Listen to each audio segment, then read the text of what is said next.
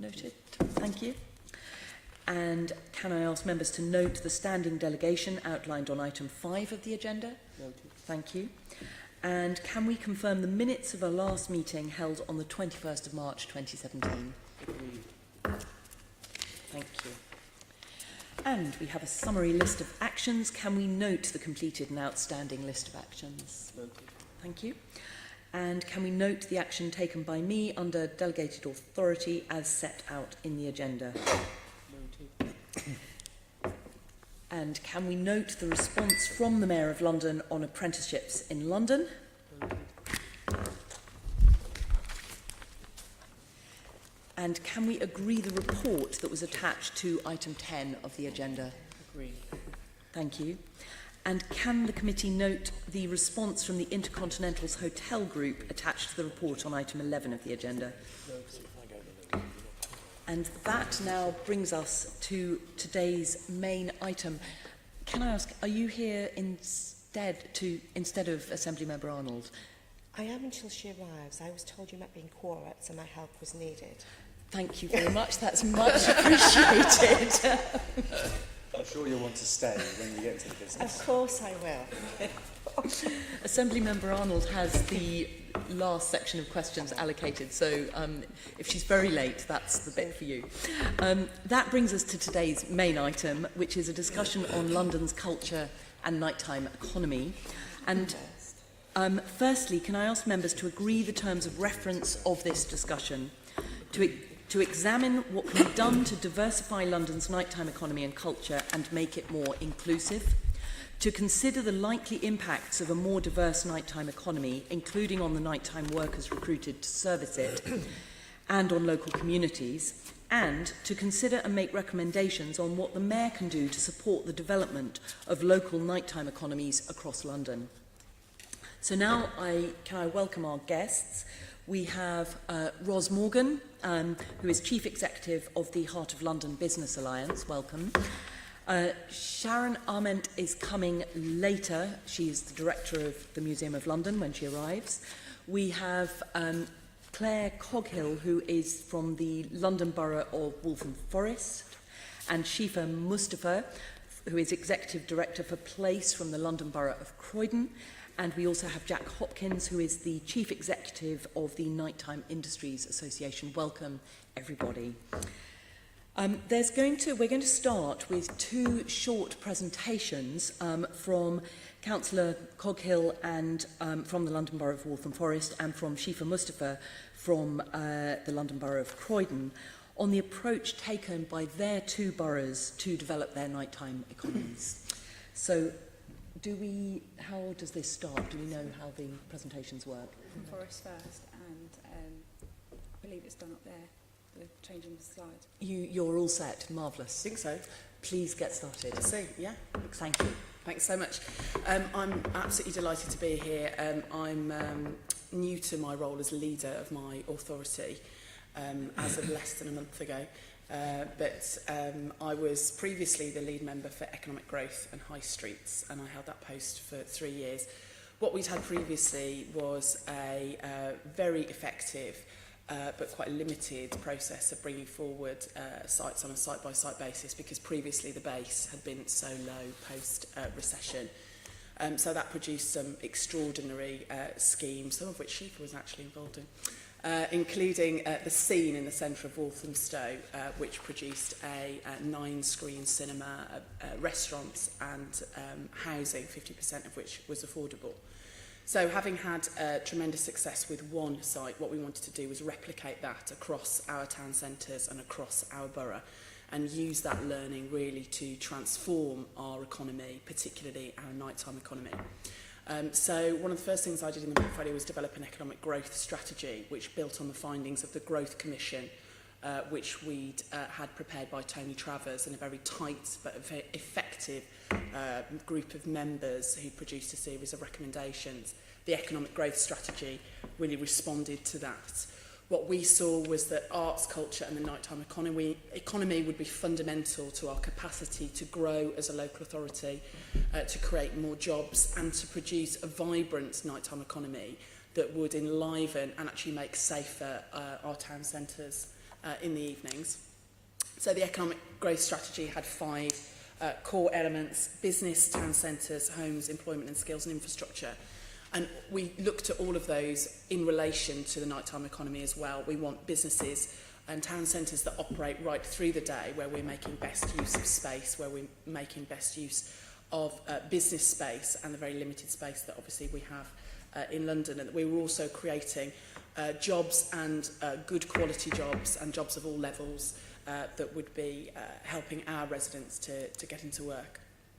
So, apologies if this is very small for members to be reading. Can we It get looks that like it screen might a be. bit closer? So, Closer, do you think? 'Cause we've got the lots of ones versions of over it, but it seems too a far little away bit to too see. far away.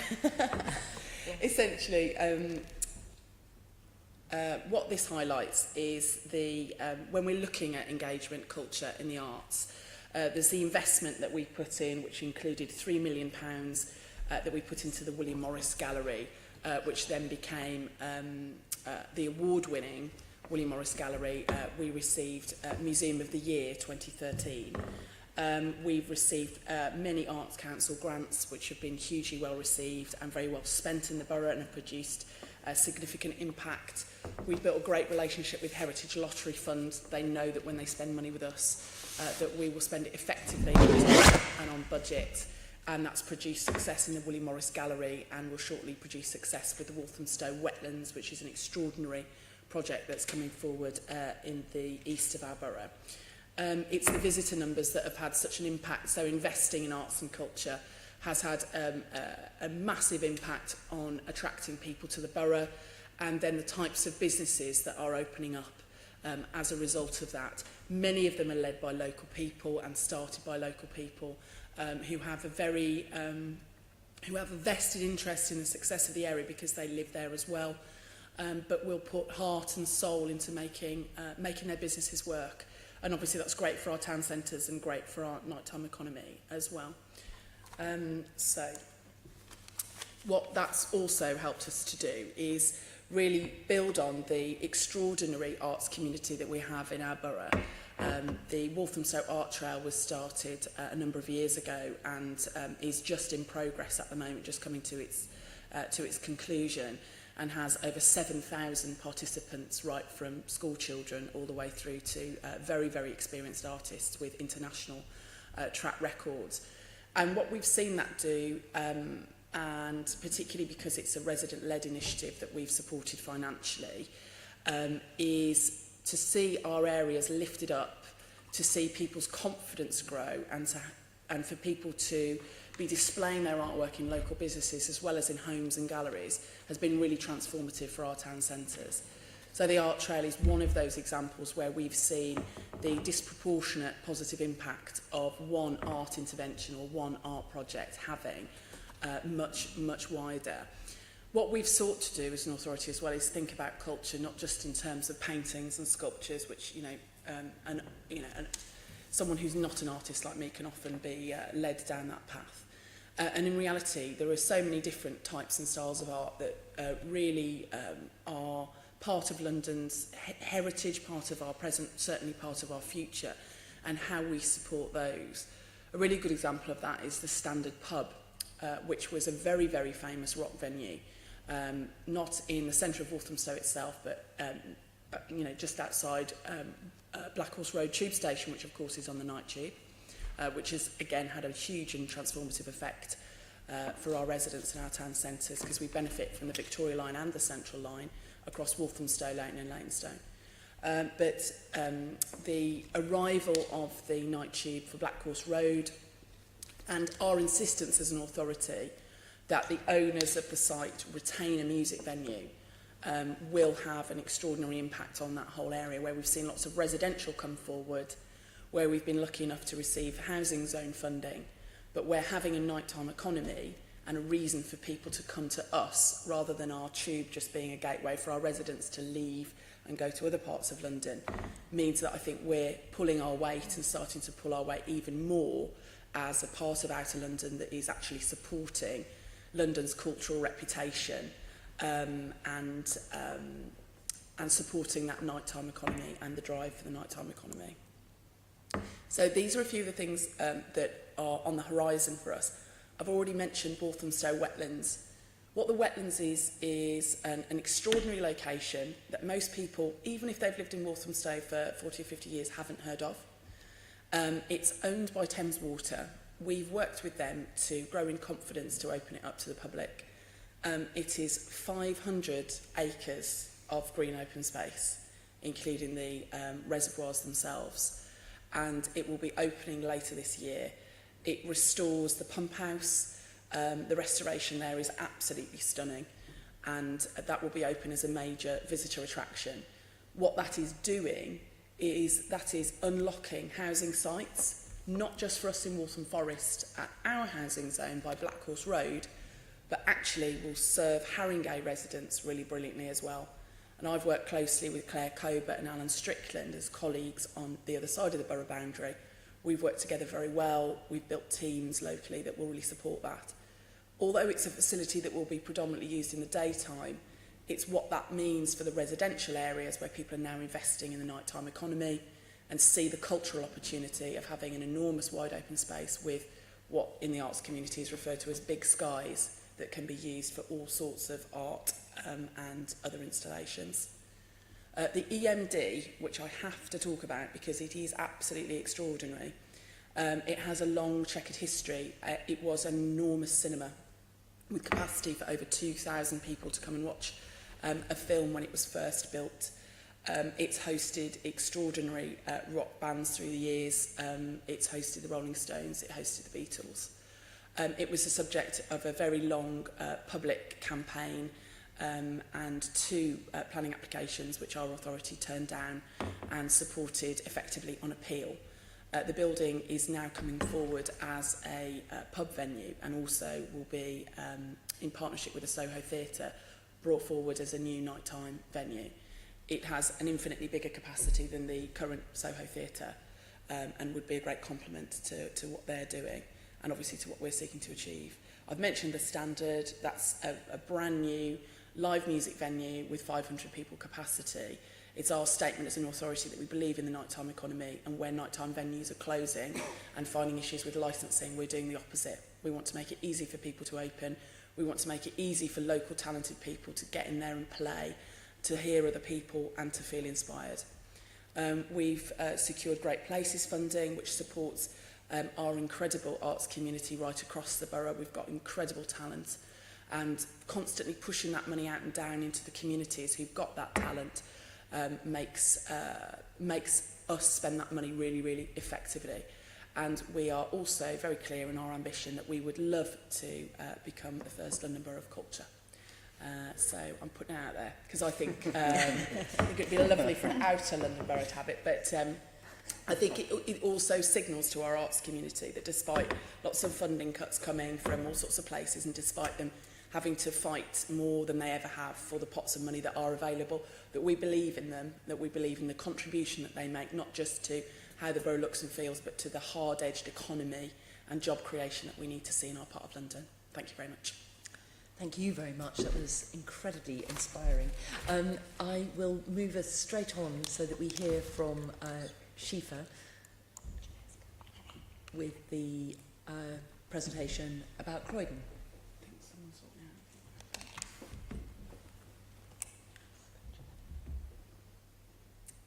Is this being It's sorted? done up there, yeah. Okay.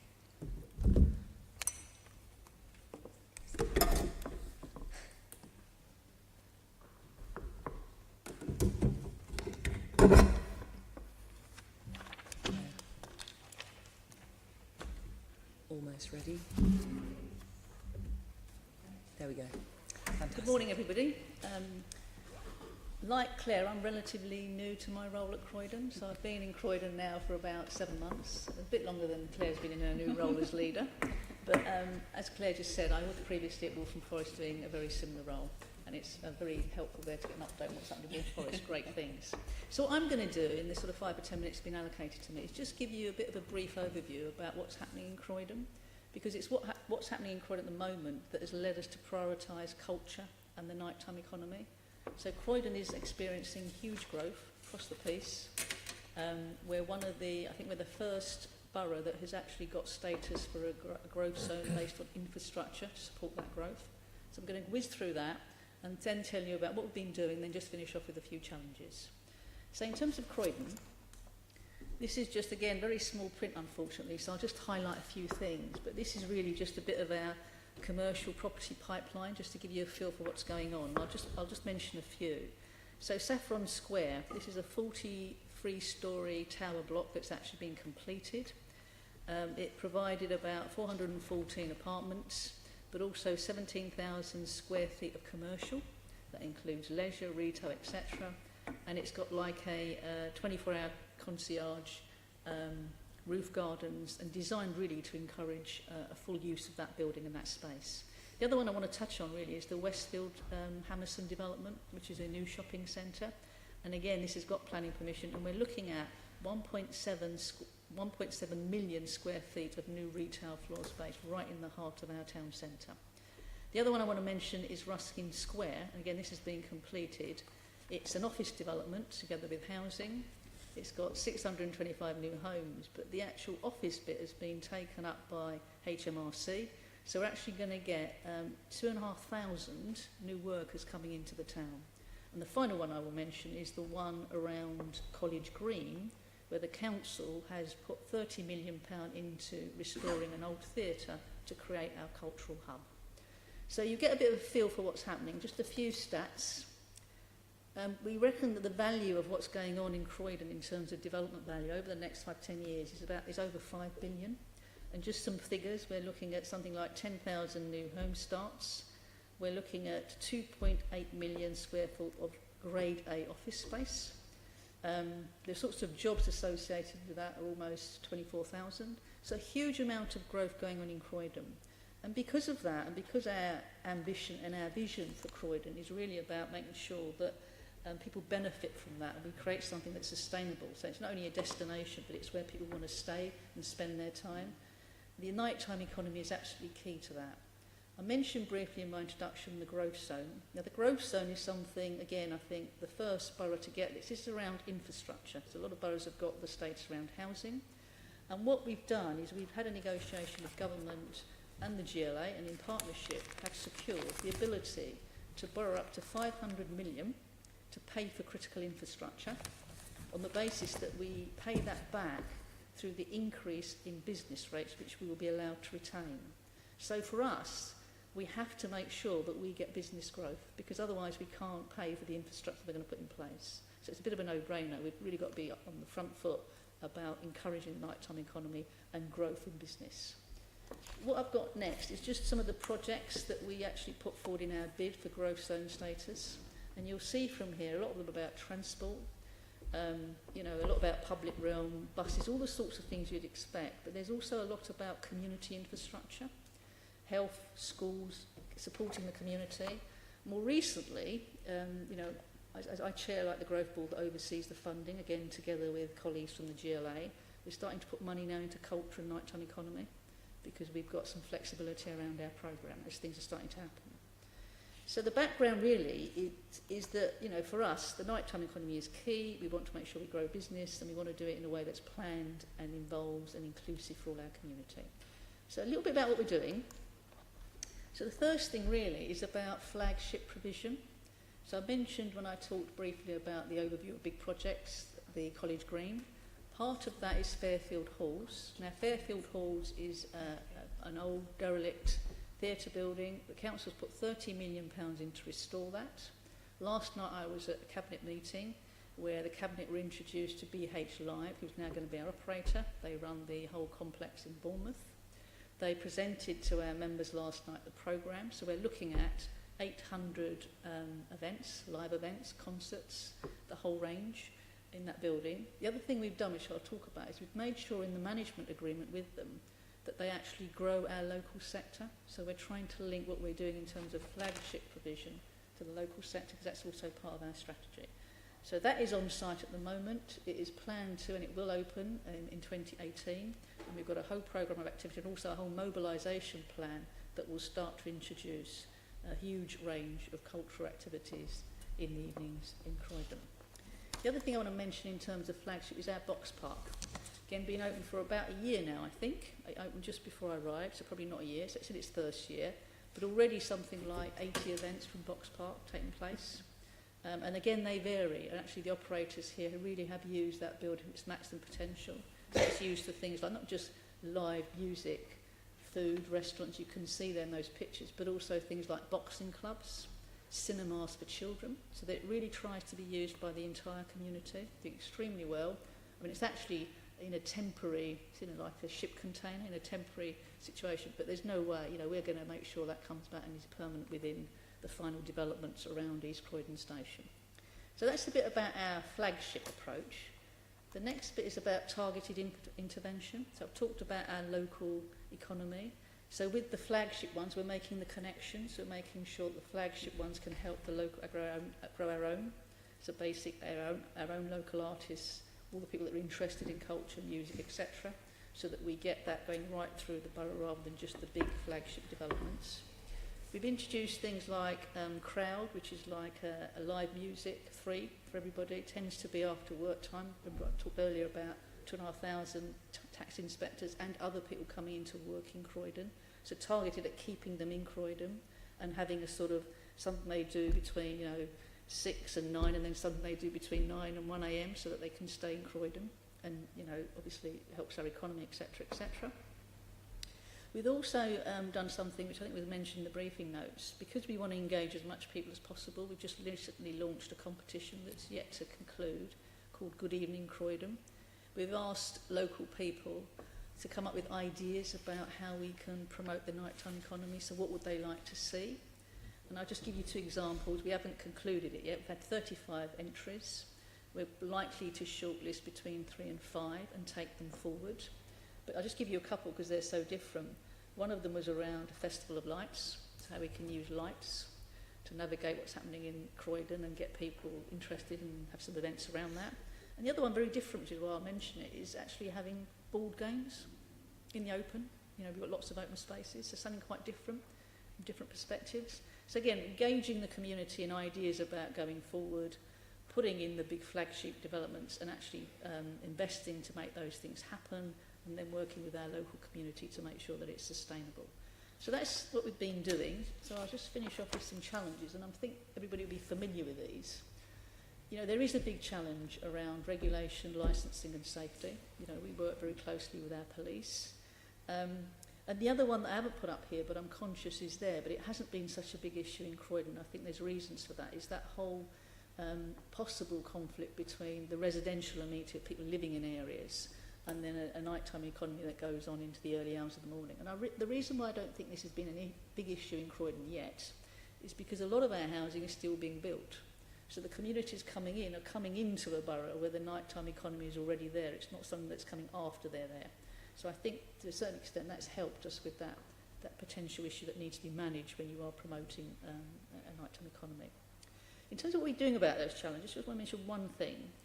We started now discussions with our local police about developing a joint licensing policy with the police, and also thinking about, because the police are very concerned about resources for all this, because obviously, we're going to have a lot more going on. We do need to keep people safe. So we started talking about a joint policy and also like a joint resourcing approach so that we work together. But we're all, we've got to be very clear. It's not just about regulation. Some of this is about promoting good behaviours. So again, we're going to launch some, good licensees and how they can help other people. The way in which we're dealing with this policy is we're going to engage as many sections of the community as possible. So it's not going to be a traditional approach to a licensing policy. So we're going to talk to the businesses, licensees, the residents, the police, so that everybody owns it, everybody's signed up and can see what we're doing in Croydon in the future and where they fit into it. So I'll just finish off really. There's healthy competition, because Croydon is also have ambitions to be the London Borough of Culture. So I think competition always helps. I'm sure it'll do the best for Croydon and the best for Waltham Forest. And may the best one win. Thank you. I'll finish there. Thank you very much. Thank you, both of you. So we will now, with that, to set the scene for everyone, we will start into our questions. And I'd like to ask, first of all, Claire and Shifa, what you think, and you have started to outline this in your presentation, but the main challenges that you're facing in developing the local evening and nighttime economy offer, in particular, it's are there things that are outside of the pubs, clubs, and bars side of the nighttime economy, and where are you going with them? So there's an immediate thought, and I'd written down 2 words here that I have to mention, and they're Network Rail. So we've got over 200 railway arches in our borough, and virtually none of them are used for economic purposes. What a shame, what a waste. We have spoken to Network Rail repeatedly on that point. I was at an event yesterday that really illustrates the point quite beautifully. So it's a local couple who've set up a small business called Host. They built a partnership with Grace Dent, who happens to live locally, and they were hosting a really superb event as part of the Evening Standard Food Month yesterday. And next door, Walthamstow business has spread its wings and has moved down to Leighton, Perky Blenders. So with no grant or subsidy, they've started to transform a pretty unloved corner. But it's the Network Rail railway arches opposite that are going to hold them back. Bearing in mind the money that's been spent on the infrastructure, so Leighton Midland Road overground station is in the process of being transformed to serve Londoners. And Network Rail's contribution to that is to leave empty, dangerous, petrol-covered lots that could very easily be serving our nighttime economy. And lots of the things that you would face challenges around, for example, noise, are just not relevant in a railway arch. So there is a tremendous opportunity that I had to raise in this forum, I thought, around some of our partners thinking really creatively and working with us better, particularly when we're offering resource to support them to unlock some of those more interesting sites that are great for nighttime uses. Mm-hmm. And do you think it's a lack of capacity or lack of imagination that they just haven't thought that they could partner up? My understanding is that it's a step change in Network Rail, that they need to start to think about their property portfolio in a different way. Mm-hmm. I understand that their challenge is to get trains from A to B, and it's great that they prioritise that. You know, we all need them to do that. But for there to be some sort of leadership internally, and if it's to say, we don't have a plan for how we do this, we're going to need local authorities to step up and fill the breach, we're more than happy to do that, because, as I said, if we've got over 200 of them, we've got small businesses, we've got freelancers, we've got people who want to support their area, invest in their area. We've got wine merchants we've got a few that are working well. They're producing dresses for Victoria Beckham. They're producing, they're selling wine from England and other parts of the world. They're selling local beer. You know, those railway arches can be hugely, hugely effective, and we've seen it in other parts of London, particularly in central London. But we need those partners who own that land to just be a bit more creative. Thank you. That sounds like a useful point to note. Can I just welcome Sharon Ament from the Museum of London, who has joined us now. And we've just had presentations from both Waltham Forest and from Croydon. We're just starting with our first questions. So Shifa, would you like to just say a bit more about the challenges and again, sort of you've talked quite a lot about the kind of big businesses, the Westfields, the Fairfield Hall, but are there smaller local businesses, you know, that are catching up, or, you know, are they coming in on the coattails of this? Yeah, so, and I think from a strategic point of view, I think one of the challenges and one of the things that we could get some help with, which links to the question you've just asked, is how London's economy is spread. And it links to a point about marketing and how we're marketing the evening economy. So is it just central economy? I think it also links to transport. So at the moment, if you're in an outer London borough, we find that we're always having to fight for a piece of the action. So it's always central London, because that's where the economy is, the marketing is, and the transport is. So there's a whole range there around strategic issues that I think I needed to sort of think differently to shape some of this stuff. So we want the marketing to be about what's happening in outer London. You know, you've heard from two outer London boroughs today. the connections which links to transport. You know, we have got the nighttime tube, but there's no tube in Croydon, for example, because it's access, it's marketing it so that we're not competing with central London. It's got to be affordable, and also I think in order to make it sustainable, we want our local cultural economy to link to the central London one, so it's seen as something for London as a whole. So I think there are some strategic points.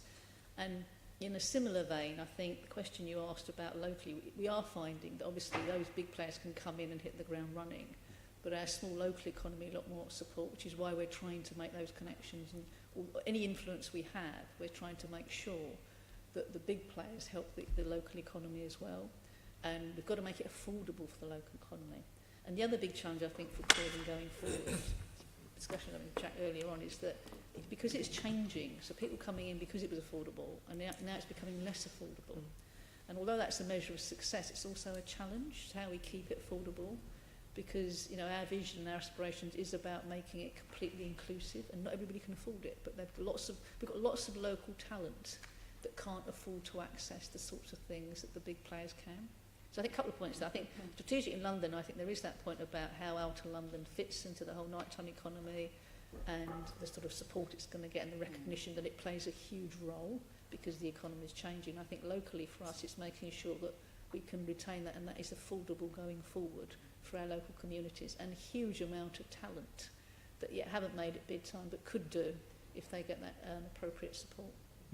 And are you, because you've got all these sort of new big things coming on stream, are you trying to make sure that they include things that are free or particularly affordable so that a broader group of residents can participate and engage? Absolutely, and I think that, you know, when I started early on, because we have so much in terms of land and development, you know, we are fortunate in that respect that we have the opportunities.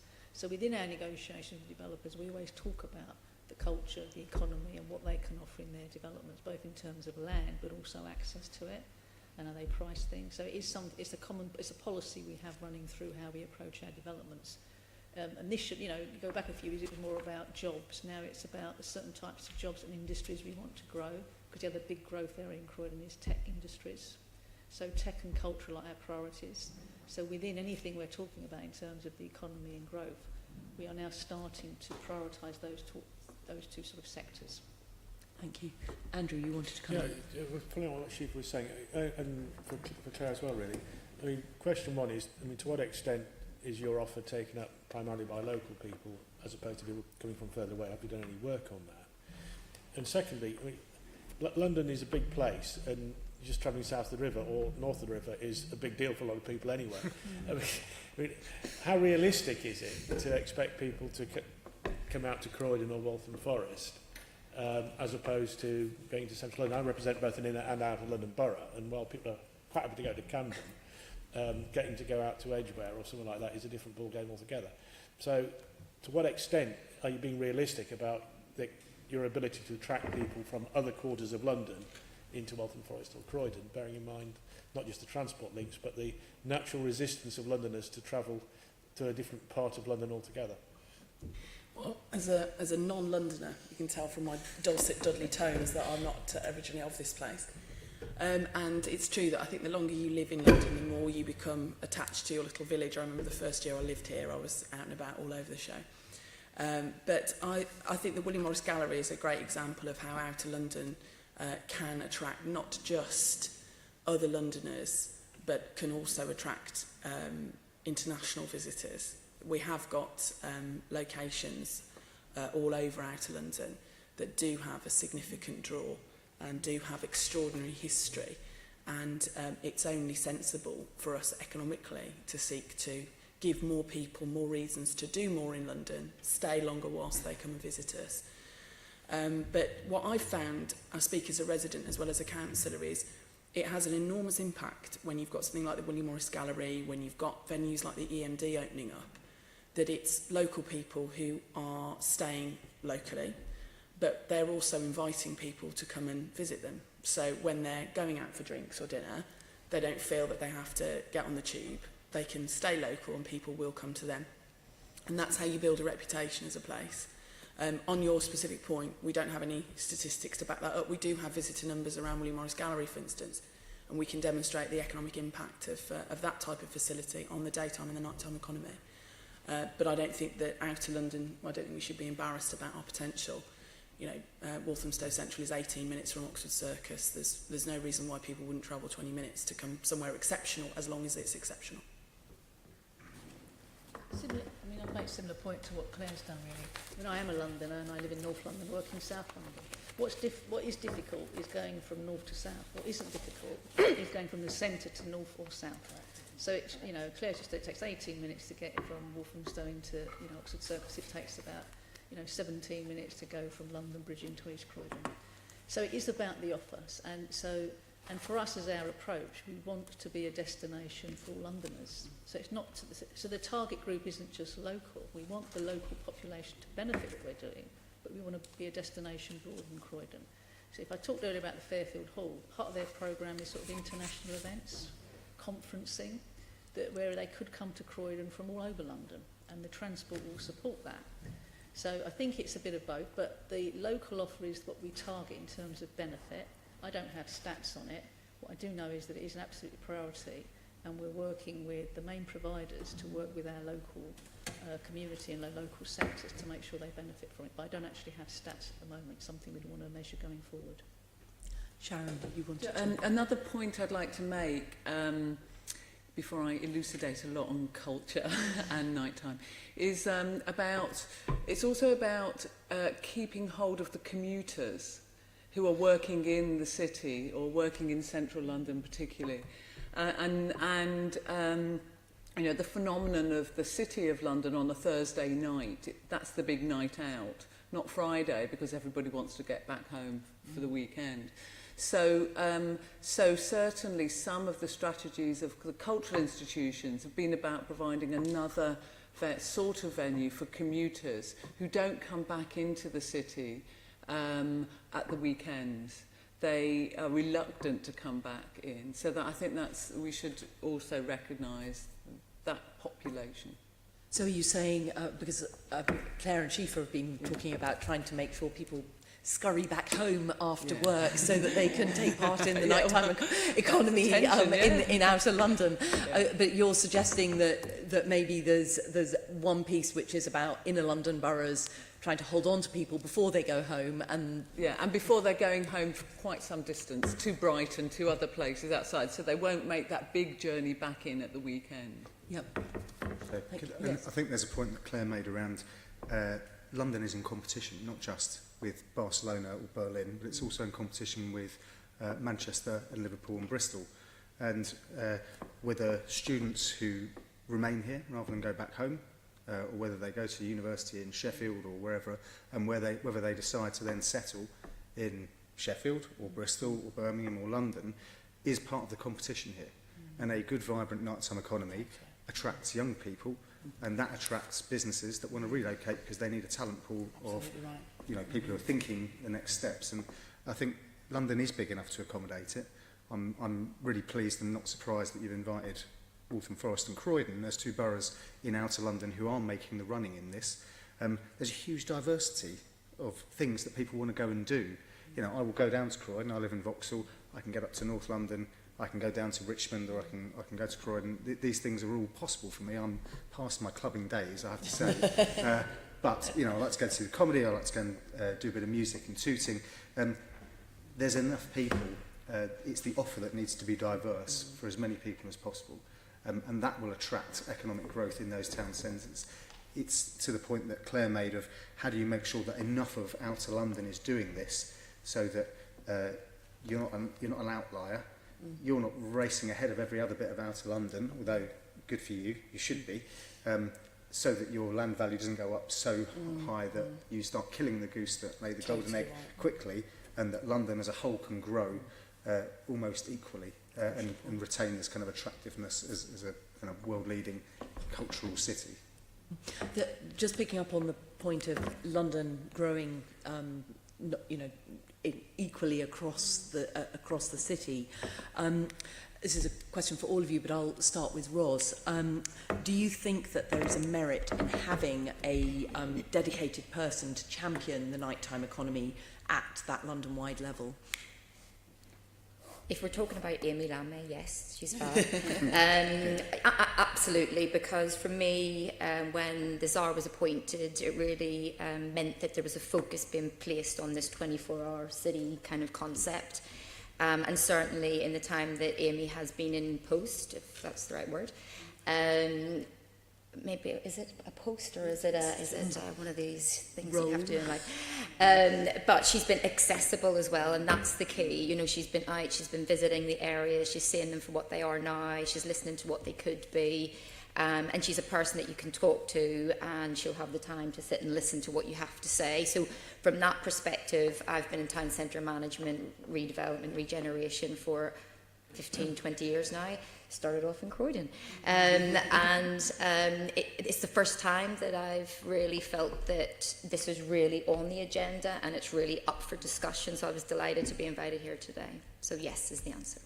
Great. Sharon, do you have any views on I would echo what's been said already. I think a great attribute of the current Nighttime Tsar is that she models a kind of persona that is connected to younger people, and I think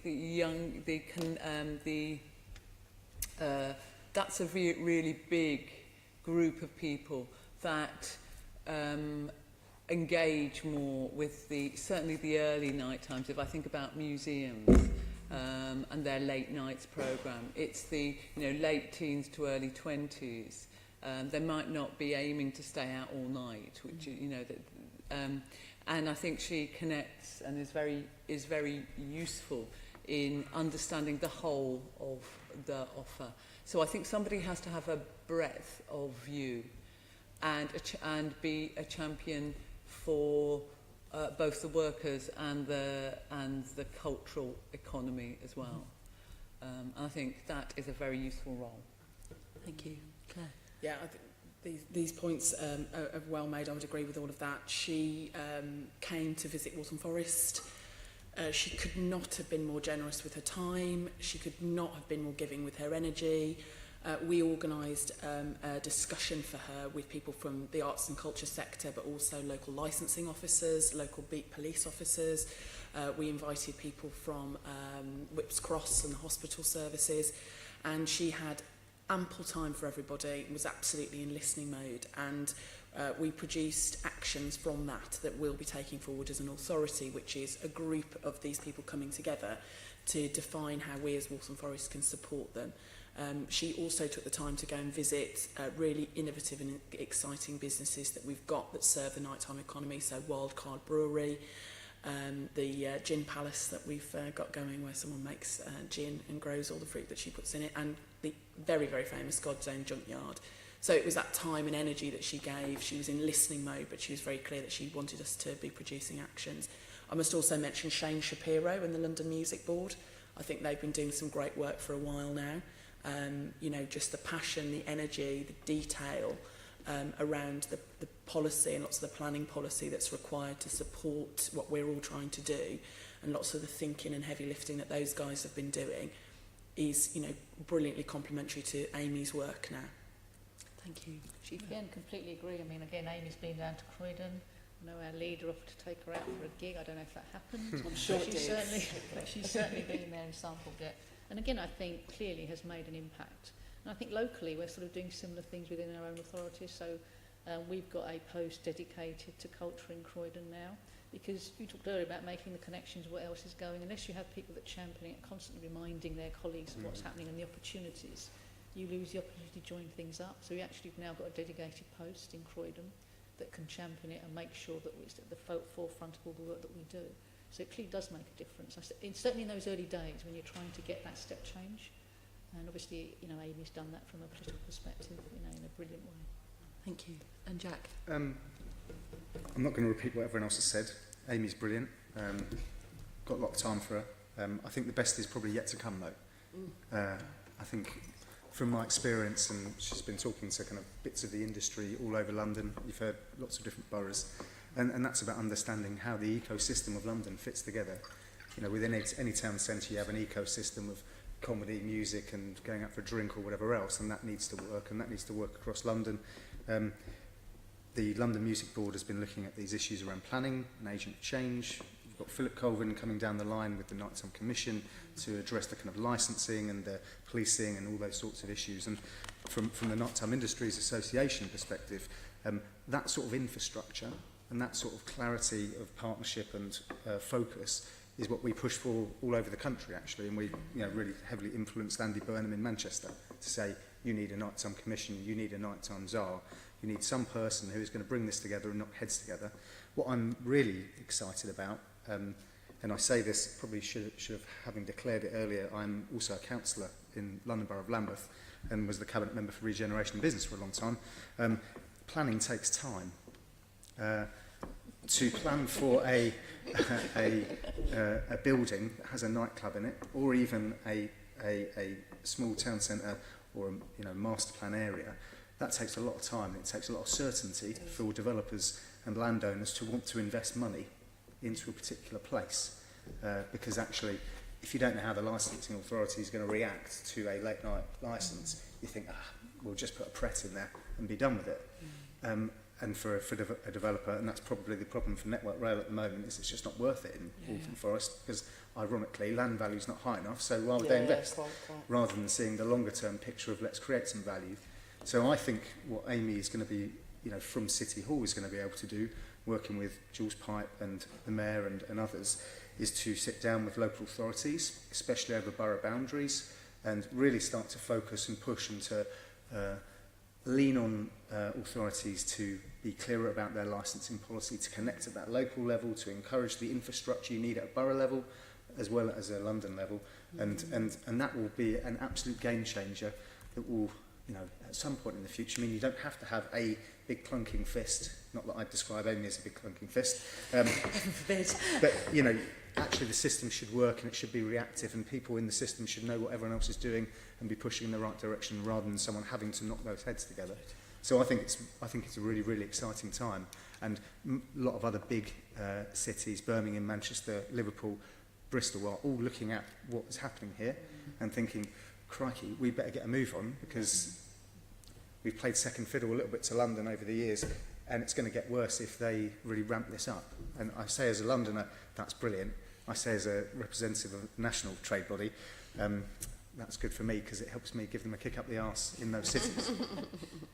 Right, well that brings us neatly on to our next area of questioning, which is looking at whether we can learn from other cities. So, good morning. Address my first comment to all of the panel. What should a diverse nighttime culture economy look like? Because in the current comments, your presentation particularly seemed quite diverse, but it always seems that we come back to it for young people. It's nightclubs, it's bars, and from an economic point of view, older people have far more money, families spend far more money, so if that's your aim, you're obviously missing a trick there economically, and also it's just a question of fairness. Most people in London at some point are part of a family and probably would like some family stuff to go on the night economy. So what work have you done around diversifying your offer, and what does it look like? I think that's a brilliant point, and it's one that we've started to give some serious consideration to. I think one of the key things, and I think this is true generally in London, is that if you're going to run a successful venue, it needs to be flexible.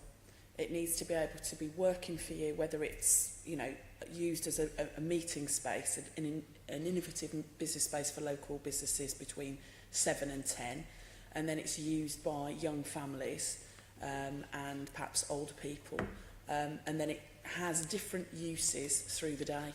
And I think when you've got venues like the EMD, which has the potential to come forward and be hosting theatre and be hosting jazz and be hosting different types of music and comedy, then you're more likely to be serving the whole community rather than just the younger community who also absolutely have the energy and desire to go out but don't necessarily have the finances to make that happen. I think of a really good example actually in our borough recently of because particularly in Outer London we've got some really amazing green spaces that can be flexed to be used at night time as well. And we had a really extraordinary vintage carnival that came to town.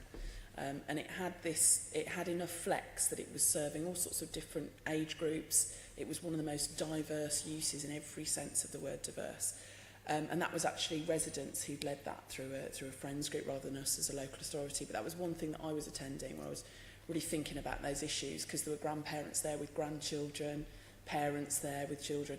And of course, you know, all of those people were there coming together and spending lots of money in my borough, which was a very good thing. I would say, I think there's a need, I keep on coming back to this as I've thought about, you know, being on this panel, for a broad view of what's going on. Because I think the kind of ecosystem that we have gives us lots of opportunities to connect with different sorts of audiences. So coming back to the group that I know very well, which is museums across London.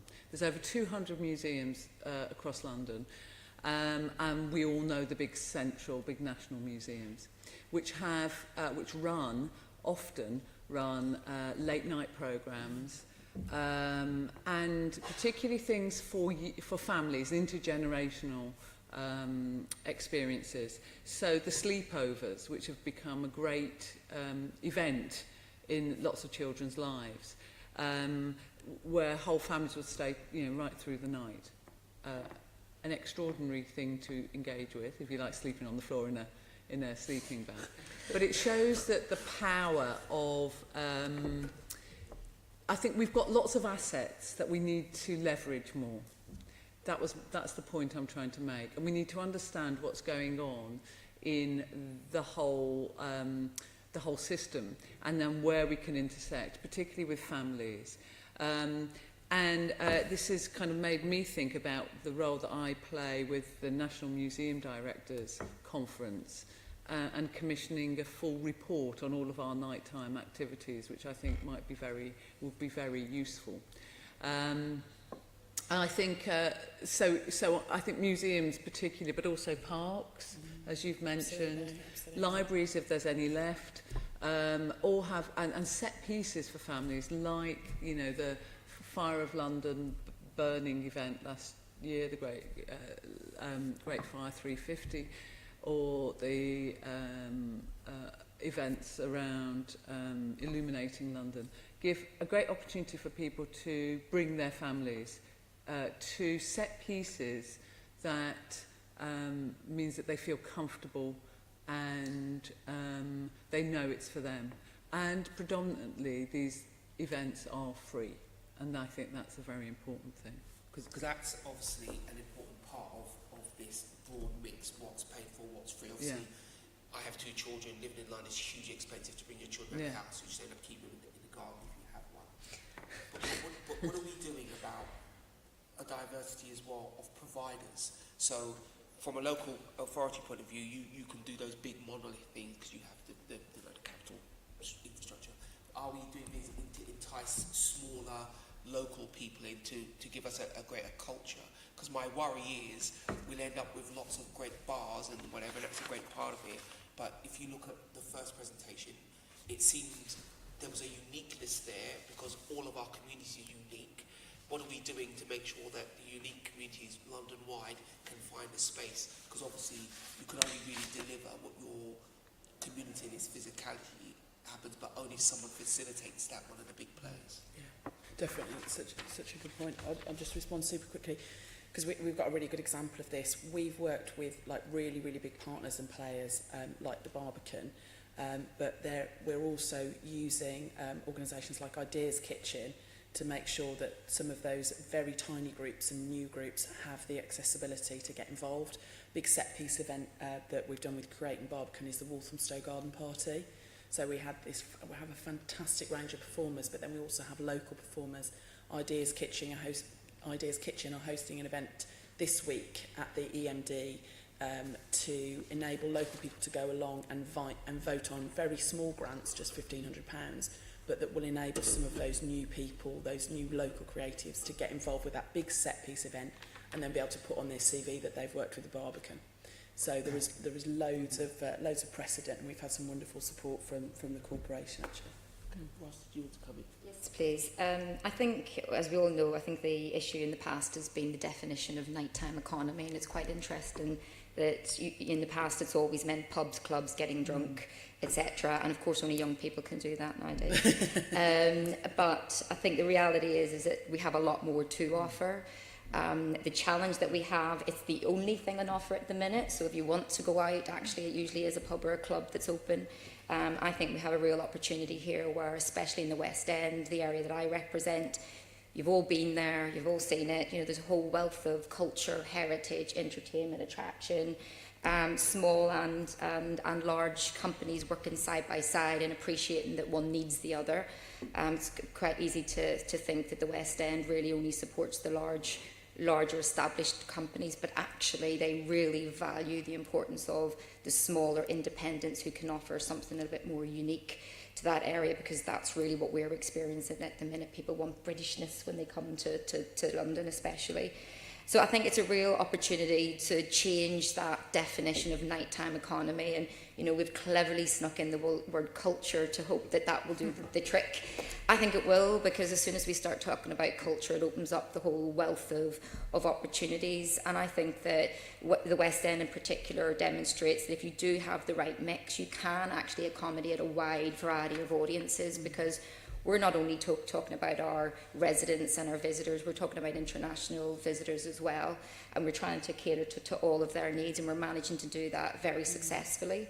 I think that there's a lot of good practice out there. I think, you know, I've talked about larger businesses supporting smaller businesses, but I think it's important that the whole of London works together. I would hate to suggest that central London can do it better than outer London. I've worked in outer London boroughs. I live in Croydon, worked in Kingston. They do things that actually we can learn from as well. So I think that there's a real need for a coalition of businesses and residents and all the service providers as well, because let's not forget we need the services to be available 24/7 if we are to open up our cultural offer into the evening. One of the things that I did want to suggest today, maybe I'm skipping ahead, but I think within the West End, you've already got the offer there. We don't have to recreate it. We don't have to invest in all of the infrastructure. It actually already exists. So maybe certain parts of London are at different phases in their evolution, and I think it's an evolution. Maybe 15 years ago we did all want to go out and drink, or maybe that was me because I was younger.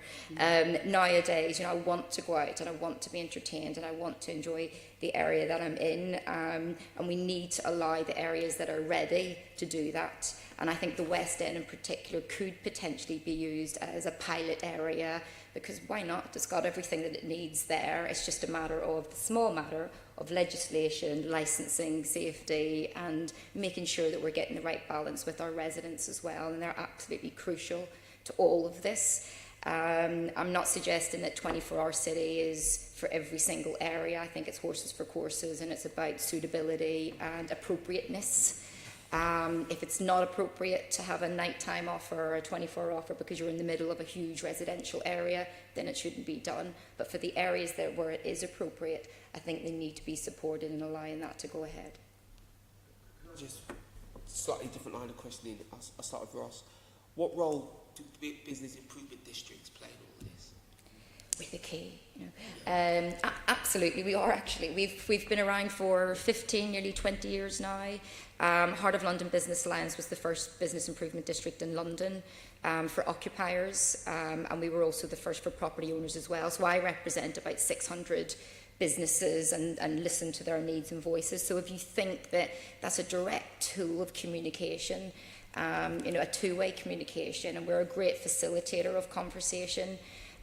We have small amounts of budget, relatively speaking, but we really bring value to lots of these kind of conversation, because we genuinely do listen to what the businesses have to say and we can represent their views. But more importantly, as we've evolved through the 15, 20 years, we've also understood that we cannot improve an area if we only think about business. It is about working with the wider community as well. And especially somewhere like the West End, I think residents can get forgotten purely because you think of it as a tourist destination, lots of tourists, but we've got a fantastic community within the West End. In fact, Make My Joy a Pleasure, because they're there to support, they want the best for the area as well, and it's a good match. I just want to echo that. My industry is a little bit split on bids, partly because no business likes paying more, rates, but from a personal perspective, and we have some business improvement districts as members, that's the kind of the business infrastructure that's necessary in order to kind of coordinate what local solutions might be. How do you have businesses challenging each other about their behaviour, especially in relation to the nighttime economy? The area where I live, Vauxhall, has had its issues around nighttime economy in a more kind of traditional, classic sense of people wandering around. But it's been the business improvement district that have solved those problems, working with the police, working with the council, working with councillors to tackle some of those issues at a local level. So I think it's absolutely key. And why not? The business improvement district in Vauxhall is trying to open up lots of spaces as part of the Vauxhall Nine Elms cultural offer. Businesses are playing their part in that, and they're kind of using each other's experience of how to navigate the public sector bureaucracies. So the Royal Vauxhall Tavern, which again is a member of the Nighttime Industries Association and kind of iconic place, is having a massive public party in some of the arches and the park behind to celebrate the decriminalisation of homosexuality. Now, the Royal Vauxhall Tavern on its own would never have been able to navigate Transport for London, the council and the kind of bureaucracy to make that happen. But the Business Improvement District has worked alongside them to make that happen. And that's going to be a really positive, open, inclusive, let's have people coming together, which I think, again, is not just about going in and having a few drinks in the park. That's a more cultural offer and something that's quite exciting. The only other point I would make about business, I mean, when we opened Box Park in Croydon, the businesses were really concerned about competition. They were saying, look, we're all going to close down because you've got this brand spanking new venue, everybody wants to go there, we're going to be affected by our businesses. Now, we were confident that wouldn't be the case, but we learned from that experience that what we need to do when we're introducing new venues and activities into the town centre or anywhere else in the borough is to work with them so that they're aware and they know what's going to come forward. And actually, what we've found 1 year in is their businesses have grown as well. So there's been enough demand out there to both facilitate the new provision and the existing provision. So it's very important that we work with local businesses around that. Just one comment on your earlier question to add to what people have said. I've been pleasantly surprised how much operators understand the diverse nature of communities and the need to be able to provide provision for all of them, because it makes economic sense for them. So I talked earlier about Box Park having boxing clubs for a certain section of the community, something that happens in the evening in terms of live gigs, music, something that happens on a Sunday for children. And that's two things. One, they're responding to the council's brief that we want this venue to be used by as many people as possible, but also for them economically, they need to make the best of those buildings. Found exactly the same in the negotiations with BH Live. They were talking, again, they had music, but music for all sections of the community, different types of music that different sections of the community would be interested in, and they were able to show that to us through that process. So they gave us the confidence that the new provision will be as inclusive as possible and as diverse as possible. And as I said, I was actually pleasantly surprised that they did understand their markets coming into a new area in London to do their homework, both to respond to our brief, but also for them it makes economic sense to do that. It was part of their business plan. On that last point, I think there is an issue around engagement of communities, but it's a classic, how do the voiceless speak up if they're not already represented? And I certainly think that there's a challenge with austerity and cuts to local government and the ability to then have nuance.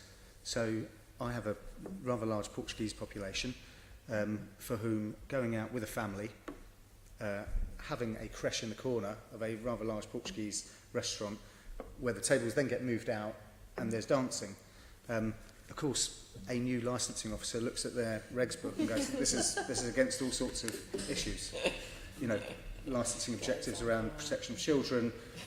Suddenly you move tables out, tables are not in a fixed position, suddenly that's a nightclub. Well, not quite. And so I think that there's an issue around how can you bring nuance back to the table with lots of senior experienced licensing officers who have been in a local authority for a long time, who know lots of those communities, who have now gone, taken voluntary, left, and you've got a whole bunch of new people who are maybe enforcement officers who are going by the book, and I think that's probably an important challenge. And I suppose it points to a lack of understanding about certain communities. We have issues around 696 and risk assessments of certain types of music that frankly are just about not understanding communities and risk properly by those people. And those are more kind of institutional challenges that require an education of the system and for everyone to talk together in a better way. And maybe this goes then back to the business improvement district conversation. If you've got licensing officers, police officers sat round with their businesses who they work, week in, week out with, rather than if there's a problem, then they're going to learn from each other and they're going to find appropriate solutions and understand that they're both trying to manage risk, inclusion, accessibility together, rather than a more adversarial relationship between, a venue and, the authorities. Yeah, there was one question here which I'll just pick up, which is, have any of you looked at the Amsterdam model where cultural activity is the main driver? Has that been an inspiration for any of you? No? No, But I will now. we can move swiftly on then. And I'll hand over to Assembly Member Dismore. Before I go on to something I really want to do, I just want to come back to Sharon on one or two things you raised with Sean. You talked about it being free, which I think is very important, but presumably you make up your money with the merchandising and the catering and all that sort of thing potentially. Yeah, yes, but also we are paid to be, predominantly our offer is, we are funded by taxpayers. Yeah. And our objective as the Museum of London is to engage as many Londoners as possible. So we know that a price barrier is difficult. However, some of our nighttime offer is charged for, but the secondary spend is very important. And next year we are we've got an exhibition called London Nights, which is absolutely on this topic, and it's but that will be a charged for exhibition. But it's all about views of London at night, and we're going to make sure that we open that exhibition as a big experiment into the night on a very regular basis, so that we can see whether there is a market out there for what a photographic exhibition. Yeah, well, that's the second I was going to come to, which is if it's going to work, there needs to be a regularity and a predictability about when the offer is going to be. For example, I know the Royal Academy is happening every Friday night. Yeah, because I'm one of the absolutely. Friends there. Yeah. And if it's off and on, then people don't know about it, and it affects them. Absolutely, and I think again from the museum sector we've tried all sorts of things. What we do know is that you have to build your market. You absolutely has to be regular, and because word of mouth is and building that regular visitorship is really important. So I absolutely agree with you. And the other part I was going to raise from what you talked about, you talked a lot about families and that sort of thing, but a lot of grown-ups like to go and visit museums when they aren't surrounded by kids. Yeah. Me for one of them. To what extent are we going to be looking at effectively an offer which is primarily designed for adults where the kids aren't coming, as opposed to the sleepovers where everybody turns up and it's a bit of a riot? Well, first of all, you wouldn't be allowed as a single adult into a sleepover, that's for sure. Well, I wouldn't really want to go, actually. But apart from that, although we have tried adult sleepovers, that brought a whole other load of issues.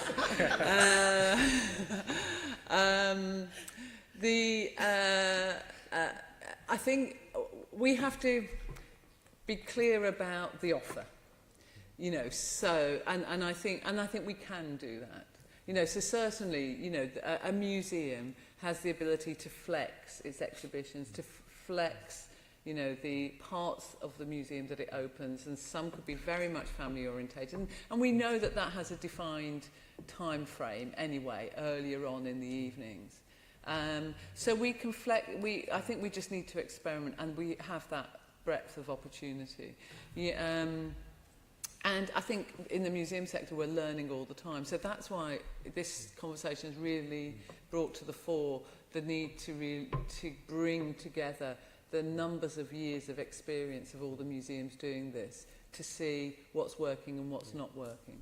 And I think that makes it important. The last point I was going to raise on this particular issue is the design of museums. Most of our museums were built long ago, Yes. long before anybody thought about late openings and what have you. And presumably when you move to Smithfield, you'll be thinking more about this. But is this a particular problem for museums in trying to do what you're saying, which is security of the collection, the security, the safety of the people involved, and so forth, given the design of our old structures? Yeah, I mean, the breathtaking opportunity for us to move to West Smithfield, to one of the most intensively well-known 24-hour parts of London, with the meat market operating, with fabric, with, you know, being part of that will take us into a whole new environment where we will be, where the nighttime museum, the night museum, will be a very different opportunity than the day museum. So that's a very huge, that's a wonderfully exciting opportunity for us,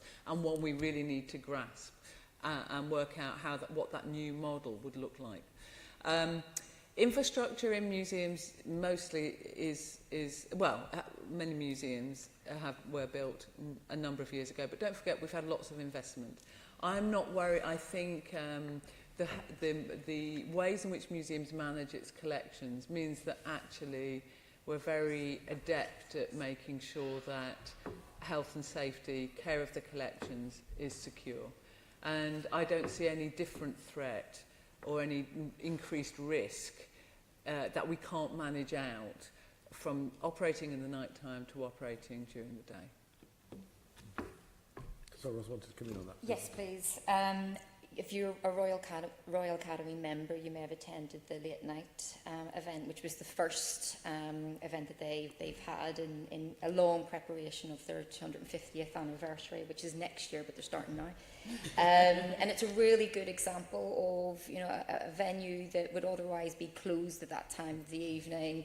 The crowds were enormous, incredibly well attended, which tells me that there is a real appetite for that kind of thing. There were a few children that snuck in, but we soon got rid of them. No, we didn't. But we've also got Delphont Mackintosh amongst other theatres in the West End, and last year they had to apply for temporary event notices to experiment and try out a number of evening events. So, you know, post the theatre production, they brought in cabaret, and that went without any concern, no issue in terms of policing or safety or anything like that, and actually no issue in terms of appetite, because again, fully booked, fully used. Now they would like to do that on an ongoing basis, maybe use their lobby for open it further for a bar or restaurant or cabaret or whatever it might be.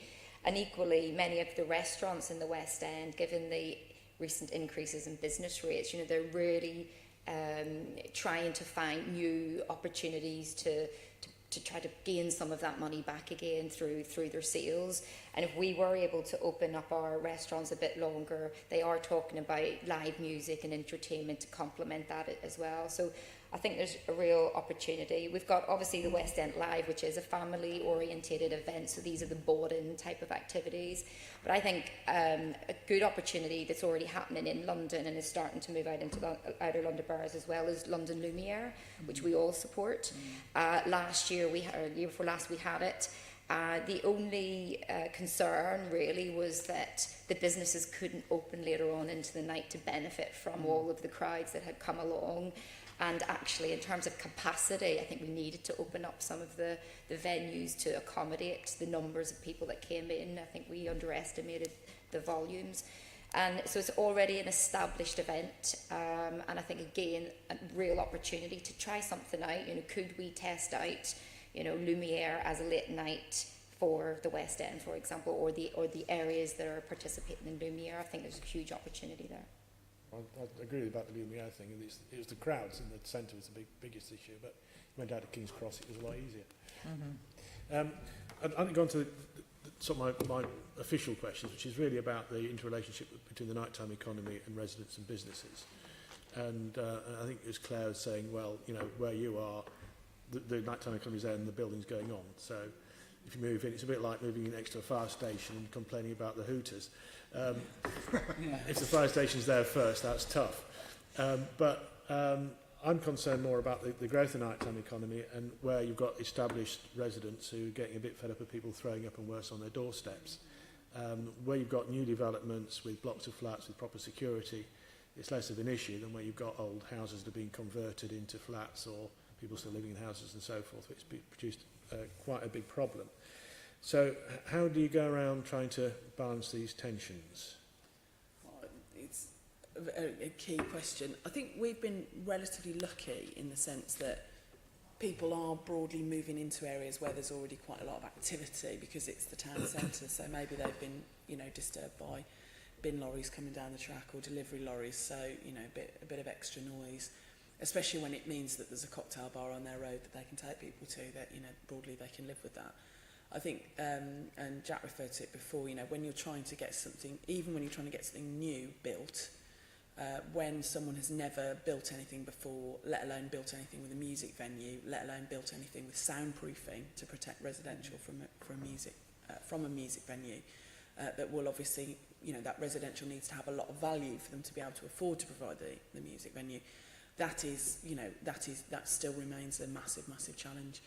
I think I know what part of what we're doing as a local authority, because we have a very ambitious housing target of 12,000 new homes by 2020, and we're on track to deliver that. But part of our messaging as a local authority has been around infrastructure. So we've been very visible in the way we've provided school places, very visible in the way that we've put pressure on the health service to keep pace with providing GP places, and we've just launched a campaign to see Whipps Cross Hospital redeveloped. But that whole piece around infrastructure and that understanding that when you're a resident in Waltham Forest, there are a host of benefits, but we all pay into that. We all take our part of working alongside that. I think it's also helpful because we have an extraordinary team of licensing officers who work very closely with the police, but who do a lot of work to sort of reassure residents around the limits of licensing. But we don't have ward councillors who are proactively going out from within my group, or to be fair, the opposition group, and looking for opportunities to campaign against a night spot that might, you know, occasionally throw up problems, but won't do that on a consistent basis. So we don't have political machinations at the moment that really relate to our nighttime economy, because I do think that's an issue in other places. I mean, what I'd add to that is I think we're doing it at different levels. So I think the core residential areas are really affected by growth in a nighttime economy, because often they're not part of the town centre or even the edge of town centre. I think what is becoming a growing issue, it's linked to housing policy. So it's a very similar tension that you get with any business and residents. So you get residents living above shops or venues, and I think in the past those residents have tended to be younger single people that perhaps are quite happy with that. What we're now finding is often in those properties you could get families.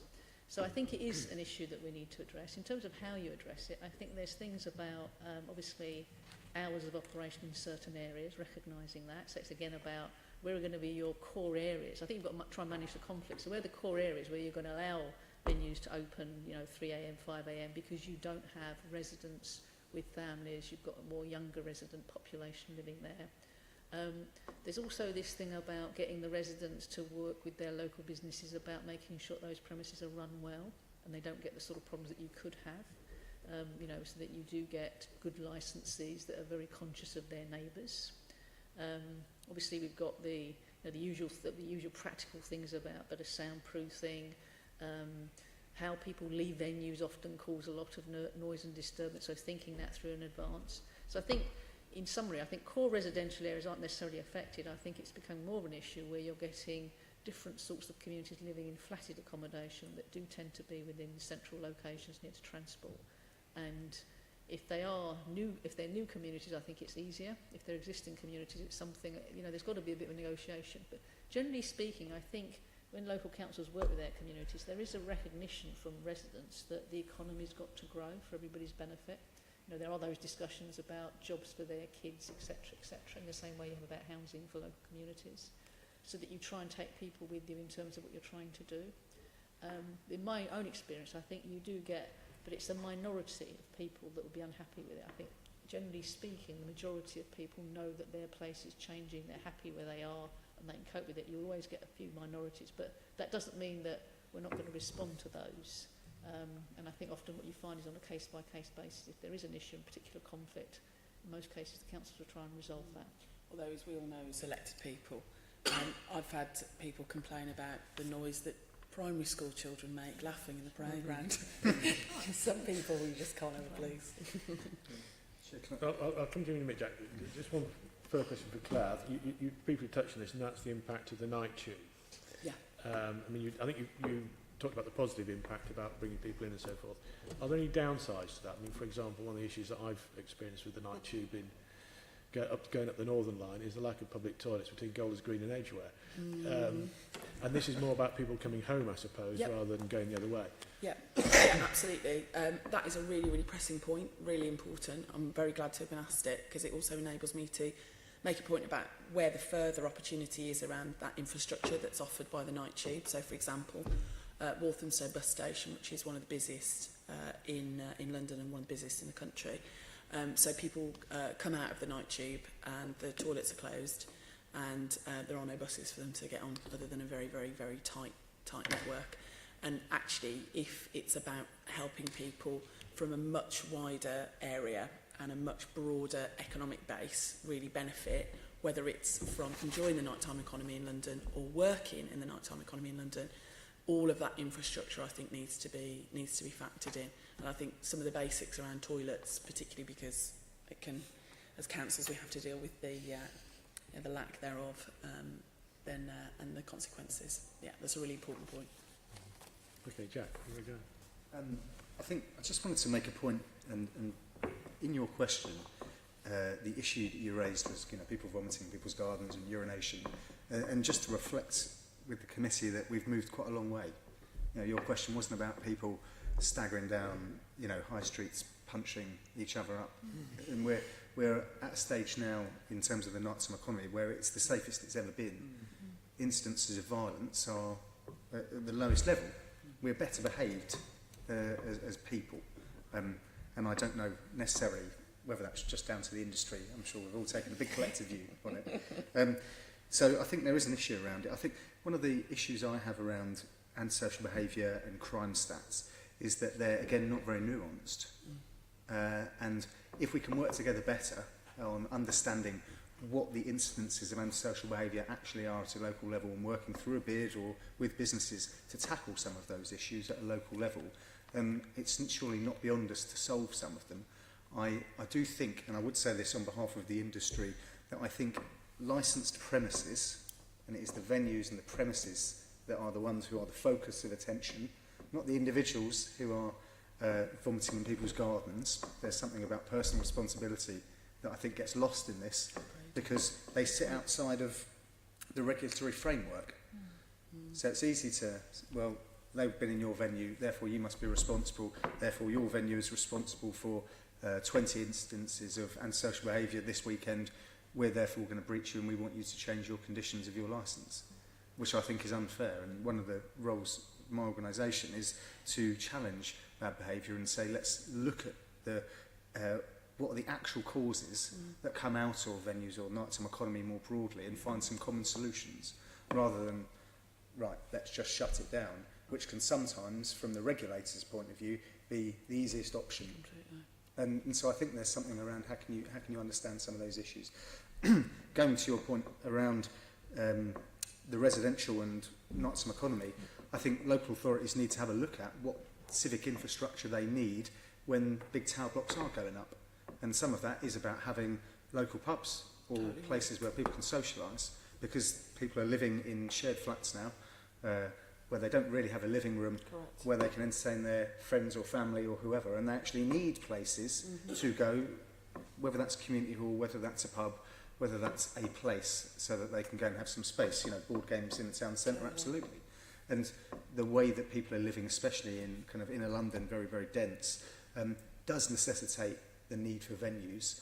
Of course, existing residents say, well, this is outrageous, this is just a business moving in that's now causing noise for me.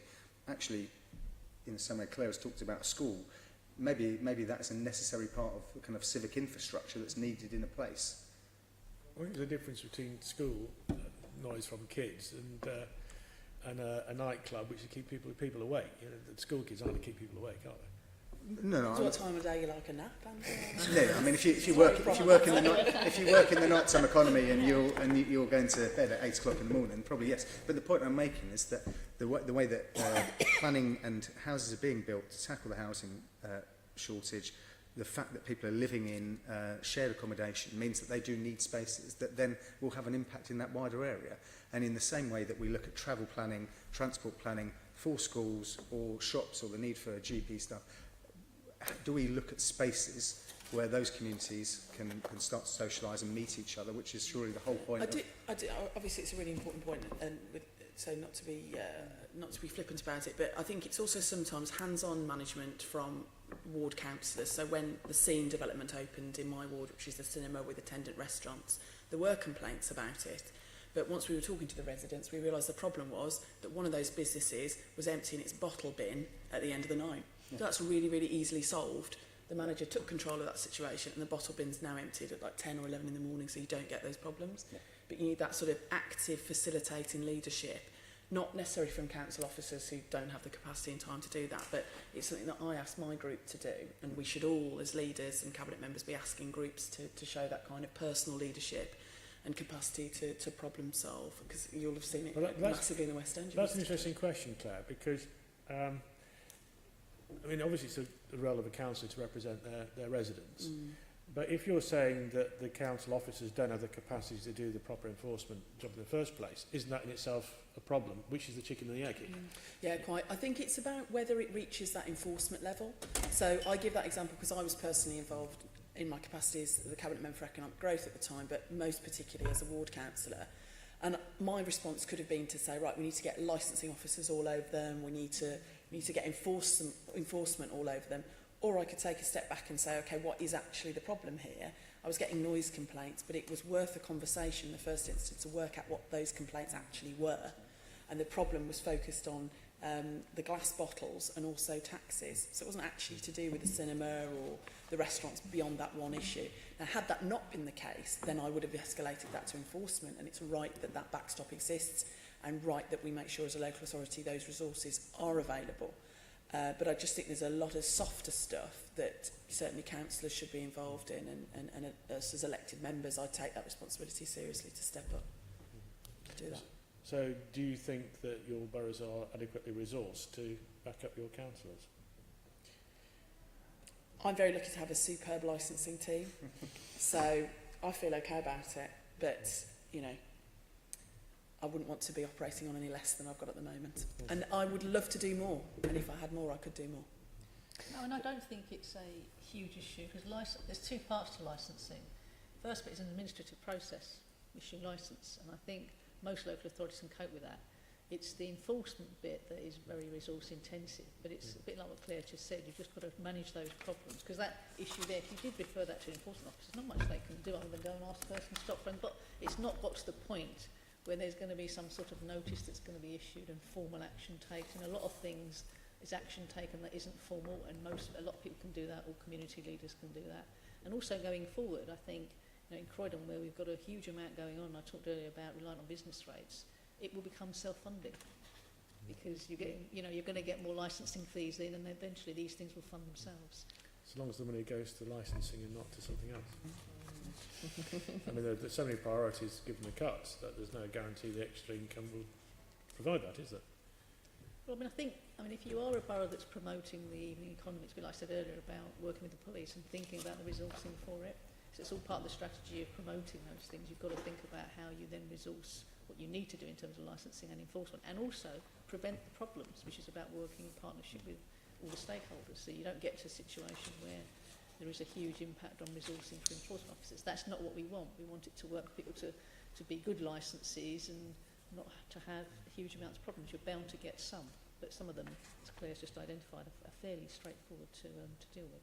So coming back to Jack, are there industry standards in place to support businesses operating at night time, and should we be making them more demanding, less demanding? I think I'd probably say, well, I think one of the issues is that they're really, really different across the whole of London. So each borough will have its own licensing standards, and as Claire and Shifa have said, each town centre has a totally different approach to things. There was a venue that I was supporting up in Liverpool who ran a night for students and they ran a night for locals, and they had totally different standards required because the students were quite well behaved and some of the locals weren't, frankly. Brilliant. Now, this was an owner-occupied venue, and they were there all the time. The guy who ran it knew what was going on, was really in touch with it, and the licensing team from Liverpool City Council had a lot of faith in this guy to risk manage his own venue.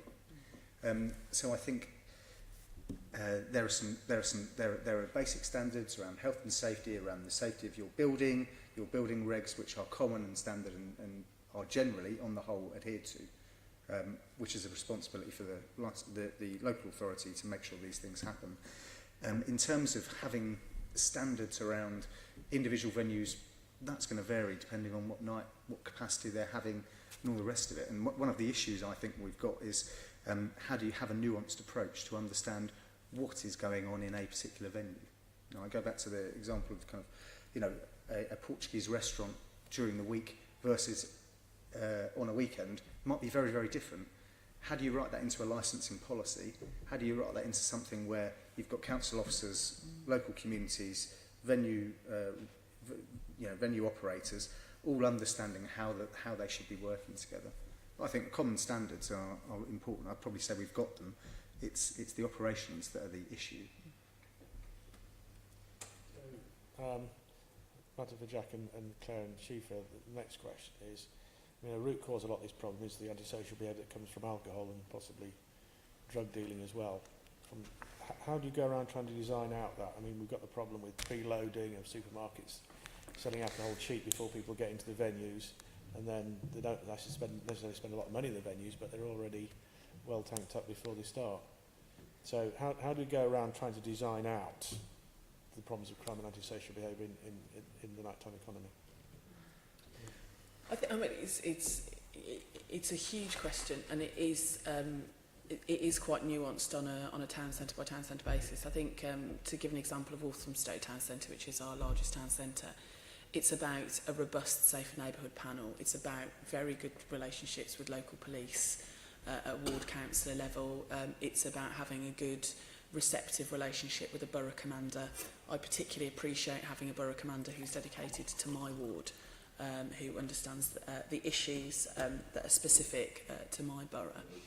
And then it's making sure that residents understand about how to report that effectively.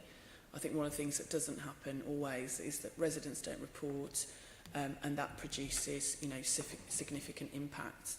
But I have to say, in my town centres, it's less the licensed premises that are selling alcohol that are a problem, that create problems, and it's more the betting shops.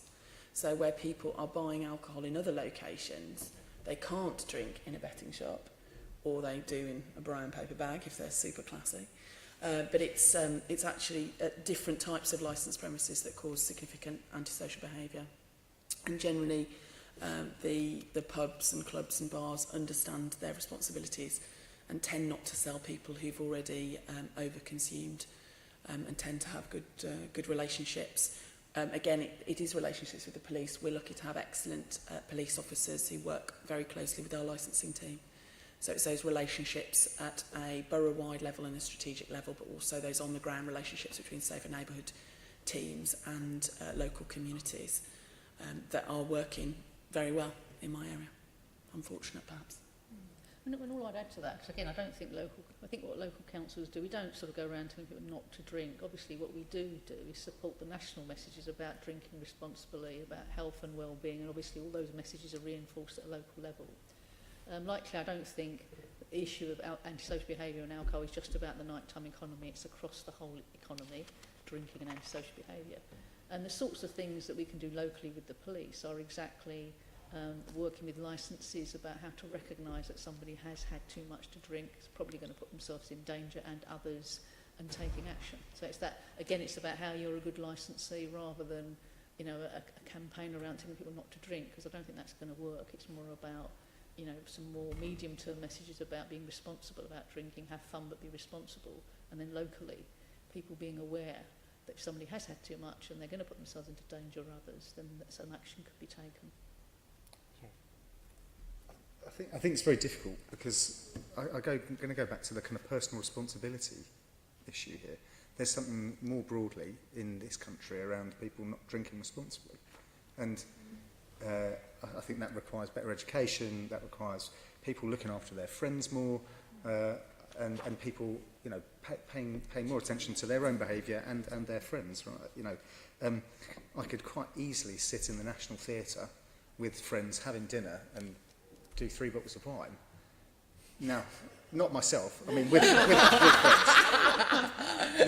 Now, in terms of an equal number of alcohol units that someone then has in a pub on a particular high street that then can't take it and then rolls out into the street and is drunk, where do you draw that balance? So I think there's a lot of kind of cultural sensitivities that are being brought in here.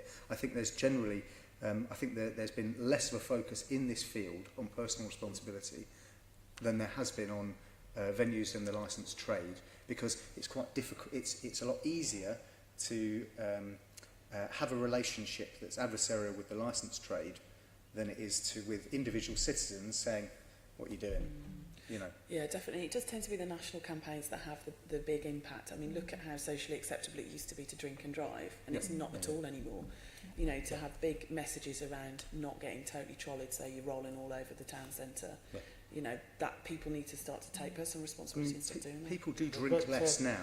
We are at a stage where people drink less. This has been an aspiration for ages. I remember when I was in Parliament, we had the cafe culture, whatever, and people thought we were going to be drinking wine in moderation, like maybe the Portuguese, in this nice, wonderful, sunny environment. We reverted to Anglo-Saxon beer to excess very, very quickly. But I think there's so also... this has been around for a long time. Do you think there's any prospect of achieving it? So I do, Yeah, because I think do. when we talked earlier about whether people want to go out of an evening that doesn't involve a nightclub or go drinking, you know, say me and my wife want to go out to the Museum of London and catch a gallery after work at 8 and then have a meal or a drink after that, the market will start to shift. I think the problem is at the moment, we've got a chicken and egg situation where the market for late night drinking past 10, that is not about a traditional view of going out and, you know, getting stuck into some booze, doesn't exist. So and until people can get there, and until there's a market, then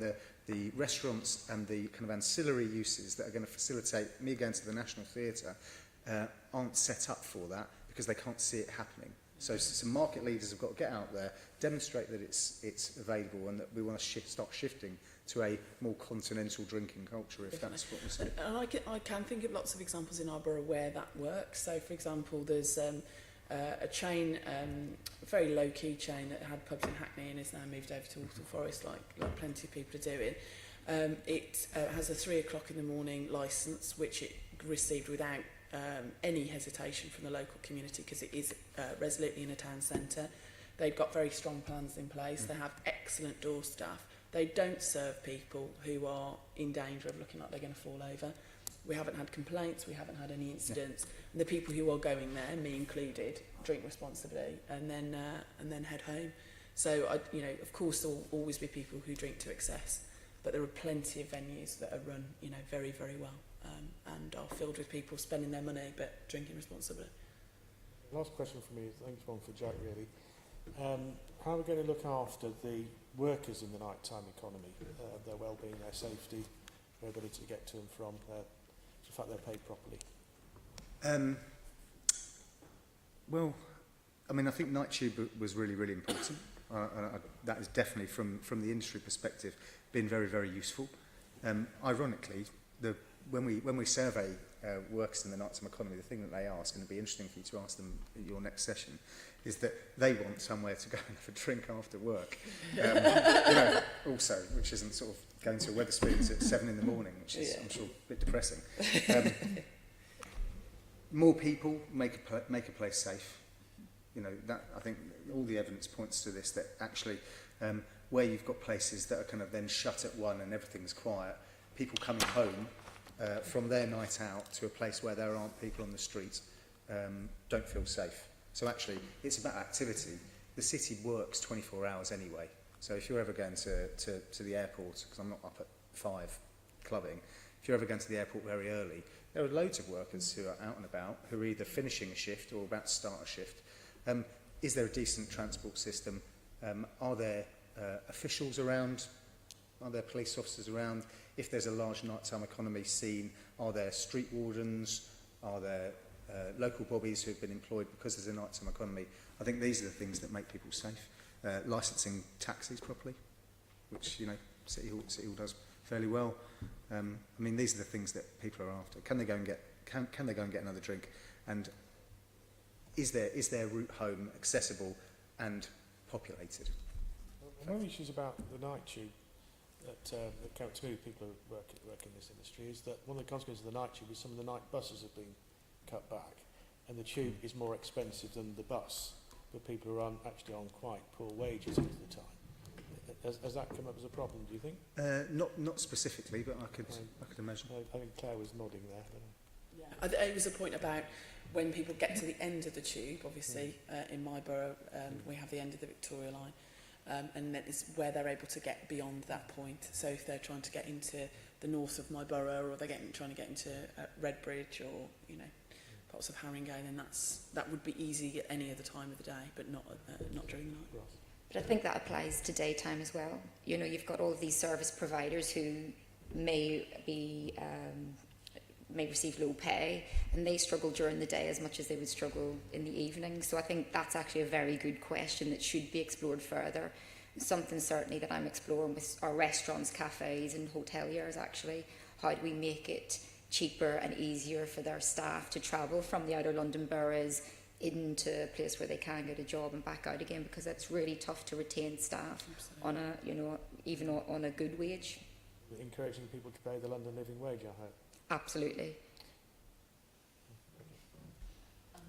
We're moving to Assembly Member Arnold next, but did you have a question? I just want to take exception with the idea of personal responsibility, because ultimately, if you're a resident and you have a venue that its economics is based on selling lots of alcohol, you have no defence other than that venue being dealt with. You know, you'll have hundreds of individuals across any time period doing whatever is antisocial. Only the venue can prevent that. You can't do it any other way as residents. Well, I think if you've got 1,000 venue capacity, and, you know, you're probably looking at 1% of the people coming out who are misbehaving. The vast majority of people who go out in London of a Friday, Saturday or any other day are really well behaved. There are things that can be done around antisocial behaviour. It could be street wardens, it could be bobbies on the beat, it could be places where they're directed to late night travel. I mean, there's all sorts of stuff. It's difficult to kind of speculate here without thinking of what the local specifics are around a particular venue or a particular place. I certainly wasn't giving the impression that if you're a resident and you're the victim of antisocial behaviour and someone's using your garden as a toilet, that that's acceptable. Absolutely not. I suppose I'm making the point that the individual who is doing that bit of antisocial behaviour has to take some responsibility for their actions. It can't just be, we can't find this person, or we can't do whatever with this individual, so we're going to blame the venue. Often it's very difficult to determine which venue it was if they've been to a number, if they're not drinking responsibly. And I think it's very, very difficult for enforcement officers to turn around and say, you're the venue that gave them the drink that tipped them over the edge, that then made them unaware of the fact that this was someone else's garden that they were urinating in. That's quite a difficult difficult path to walk down. It's a lot easier to say, well, they were in this venue, therefore it's their fault. I don't necessarily think that's fair.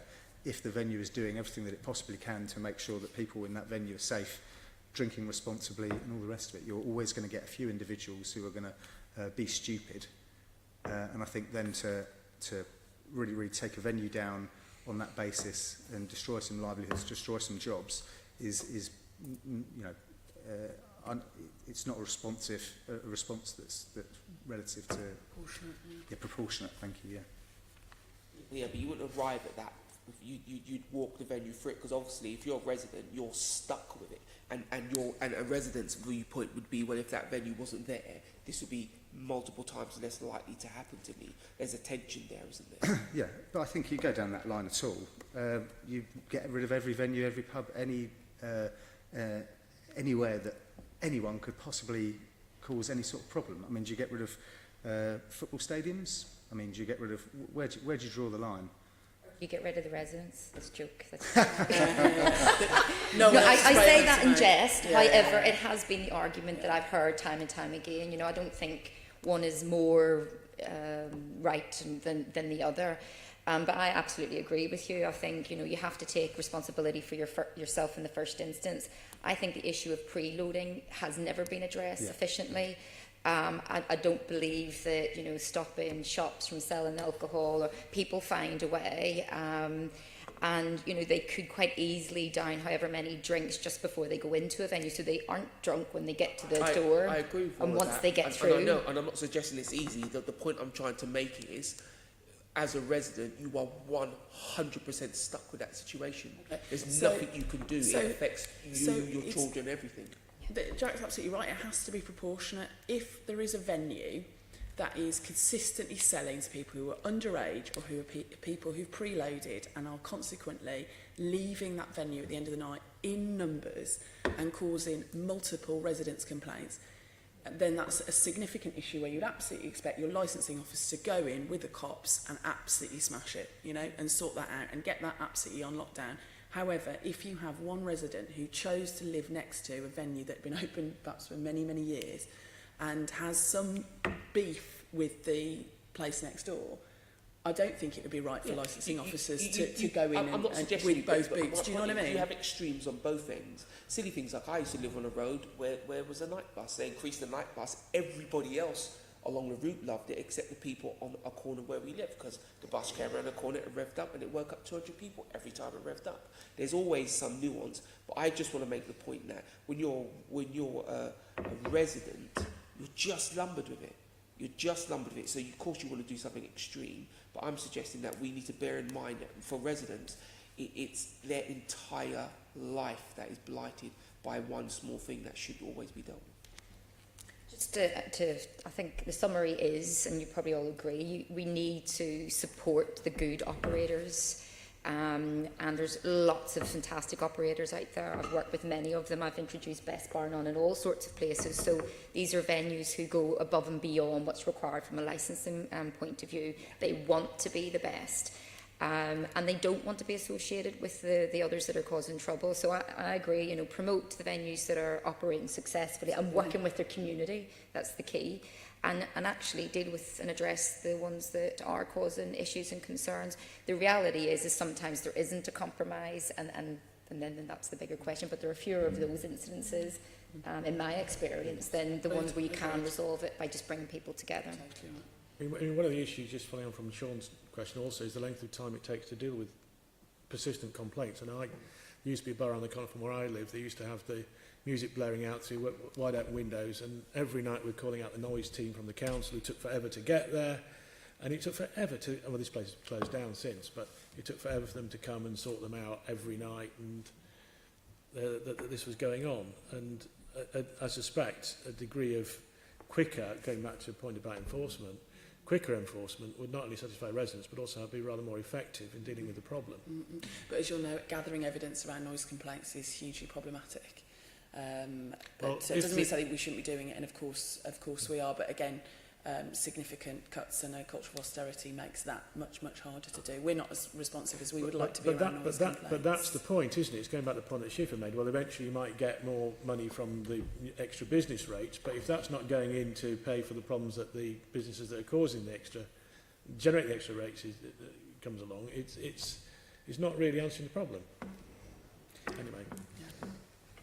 Shall we agree that we're going to support good operators and move on to Assembly Member Arnold?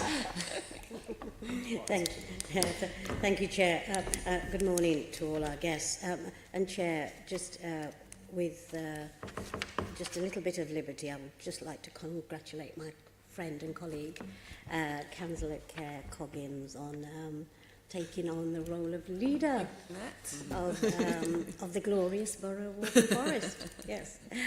And for your first appearance here at City Hall in that role. Thank you so much. It's great. My questions focus on the role of the Mayor, and a bit of context here.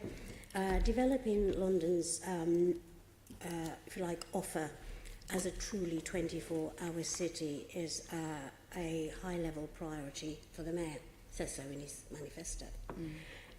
He has taken initial steps, as we've heard this morning, by the launch of the night tube services on some key lines, Central, Victoria, Northern, Piccadilly and Jubilee.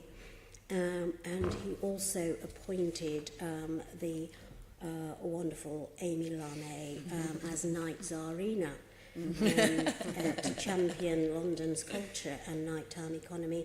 The other person we don't hear a lot about is Philip Colvin, QC, who was appointed as chair of the Nighttime Commission, and both of them are to work together to drive forward and deliver on the Mayor's vision for a 24-hour capital city. It would be great to hear from all the guests. How do you see the roles of the Night Tsarina and the Nighttime Commissioner? How do you see this developing? And, send them messages. What should be their key priorities? Thank you so much, Jeanette. Thank you for your congratulations. That's wonderful. And I'm most grateful. So I think what's been really successful so far is this sort of looking at all the pieces of infrastructure, and it's clear that this is what this grouping is doing as well because of the questions we've had today. But for me, it's about how the police, the fire service, the ambulance service come together, because they'll be responding to any crisis in the night, and they've also got lots of staff who need to be going about in the night time. The night tube and the public transport infrastructure, and then the figureheads with Amy as the Night Tsarina. I'll be adopting that from now, and the Nighttime Commissioner. And I think that what the question really focuses on, I think for me, is that it's what the next step looks like, and it's pulling together all of those strands and all of that learning, and then thinking about how we can best exploit that partnership and bringing all those people together. Lovely. And I think for me, it's about, which we've already seen, it's that whole role around championing and promoting the nighttime economy, which we've started to see, but doing it for London as a whole. We talked earlier about how it's possible that outer London places don't get that same attention in terms of promotion and what's available, and marketing it and promoting it. So I think there's a big chunk around that. And then I think it's about, some of the things we've talked about this morning, how there is a strategic response to some of the challenges, which could be, and I think Jack alluded to this earlier, things like some guidance on licensing policies and how we deal with the incoming challenges around the nuances and the diversity that we're all promoting. Is there something around best practice for resourcing it? Some strategic approach to how we promote and get, good licensees. So I think it's, around those sort of things, and to continue and champion and promote the nighttime economy across London, so it doesn't just sort of end, because that's the thing when you get ZARs, they then sort of suddenly disappear, and I think having that ongoing championing, and then thinking about, having understood some of those challenges, what some of those strategic responses could be. Thank you. Jack? I think that last point, that it has to be ongoing, is really important, because going back to our earlier question around how do we change the culture of the night, that's a long 30-year programme. That's about making sure that young people who are growing up now, or people who are moving to London, really start shifting and saying, actually, we work in a 9-to-5 environment in work terms, and that's shifting quite quickly. Why do we go out and socialise between 6 and 11? That's strange, that's odd in a city like London. So I think it has to be ongoing. When the Mayor is looking at developers for housing and regeneration on City Hall land, there was a panel of really good, developers and builders. So maybe Amy and Philip and the Mayor could bring together really good operators. If boroughs, in conjunction with the GLA, are looking at this should be a nighttime area, We want to make sure and give some certainty to a nighttime offer that's cultural, that might have opportunities during the day. Why can't we bring together operators? Certainly working with organisations like the Nighttime Industries Association, we work very, very hard to make sure that our members are better operators, because we know that that is in our best interests, and we don't defend our members who are not good operators. But there's all sorts of things around how do you make sure that the rules are equivalent and relative. What do you do when you've got two boroughs who've got very different licensing policies across a border, where there sort of becomes a race to a bottom in terms of hours or how their approach is going to be? That's the sort of thing that's going to kill the potential for nighttime. And I think there's maybe an honest conversation that has to be had around drugs, around drinking, around going out. I think that's long overdue. You know, the war on drugs has failed. It's a reality in this city, but it's very difficult, I think, to have that conversation. And that plays a part in the night. We've talked about alcohol, the legal one. Actually, does there need to be a conversation? Because at the moment, because most drugs, bar the legal ones, are illegal, we get to a stage where we don't talk about, you know, with harm prevention or harm reduction. We're talking about prohibition, when actually it doesn't work. It's not working in prison. You know, so how can we make sure that we can have a more grown-up and honest conversation about some of these factors that are factors? Although I recognise that's controversial. Mm-hmm. So there's just some thoughts. Okay. Sharon, anything to add? Yeah, I think, of course, the advocacy, but I think that the shift to celebration of what happens across London.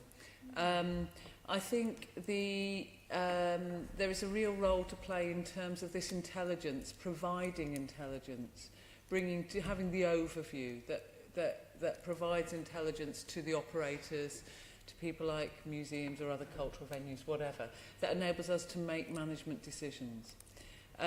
I think I would like the Tsarina and her cohort to reward experimentation and risk-taking, because that's the only way we will stretch.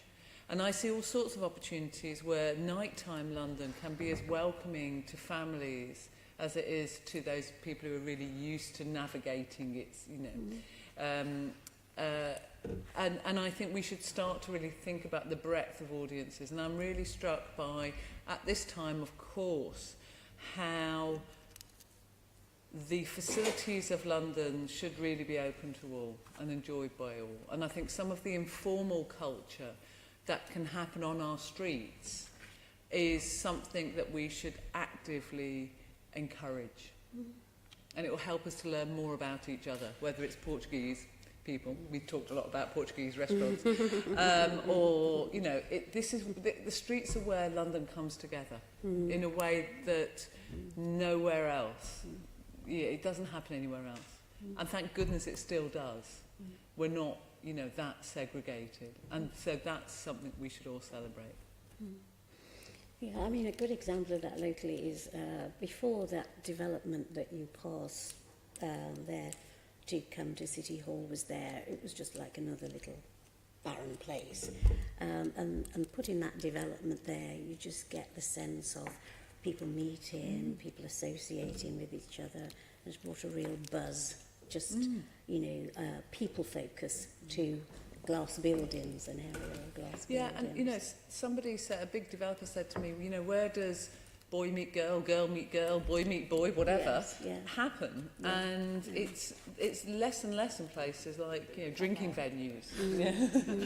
It's more in on the street, in cultural places. Can I just add to that? I think one of the wonderful things, and my board are whilst they're all business people, they are philosophically in love with nighttime, because they think this is one of the reasons that Britain is a really diverse, vibrant culture.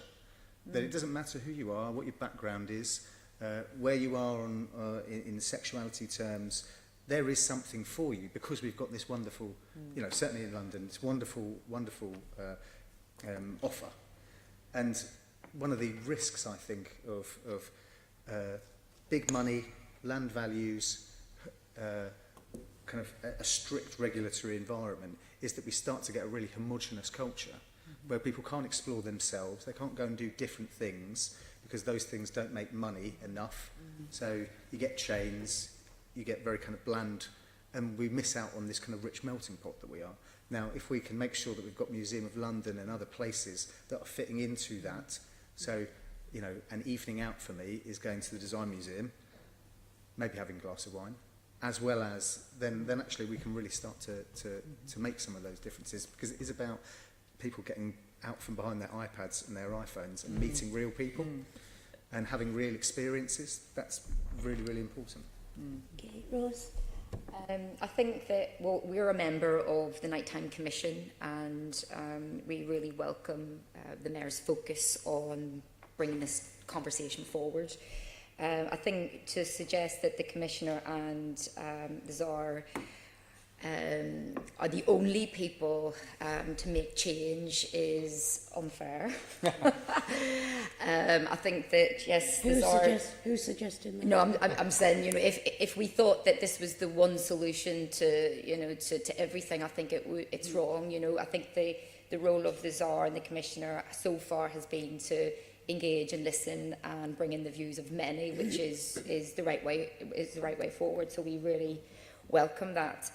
I think that there's a lot of work to do. How much the Tsar and the Commissioner are responsible for is obviously open for you to decide, but there are these very short-term operational issues that affect us during the day, that if we are to then move into this later evening nighttime economy, that those issues won't go away, they'll just kind of spread across the 24 hours. But you're given the opportunity here. Identify your 3 priorities.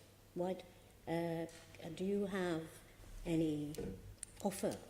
What would you identify as, say, 2 key priorities? Okay, sorry, because we did cover this before you arrived, but my recommendation is that we need to base our information on good, solid research and good, solid foundations, because there's so much subjective opinions that actually, you know, London First have done good work, and I think we need to build on that. The second thing that I suggested was a coalition. It cannot be the Tsar and the Commissioner on their own. We all have a role to play, and, you know, I'm talking about the business improvement districts, the residents, Transport for London, etc. And then my final thing would be we need to test it out, and we need to be given the opportunity to test it out, and perhaps, like you say, perhaps the Tsar and the Commissioner can unlock those opportunities. There are immediate opportunities that we've got in front of us, things like Lumiere London or Royal Academy nights or, you know, museum nights. I think those they're relatively risk-free opportunities that we can explore and learn from. Okay, thank you for that. The Mayor also published a draft Culture and Nighttime Economy Supplementary Planning Guidance. And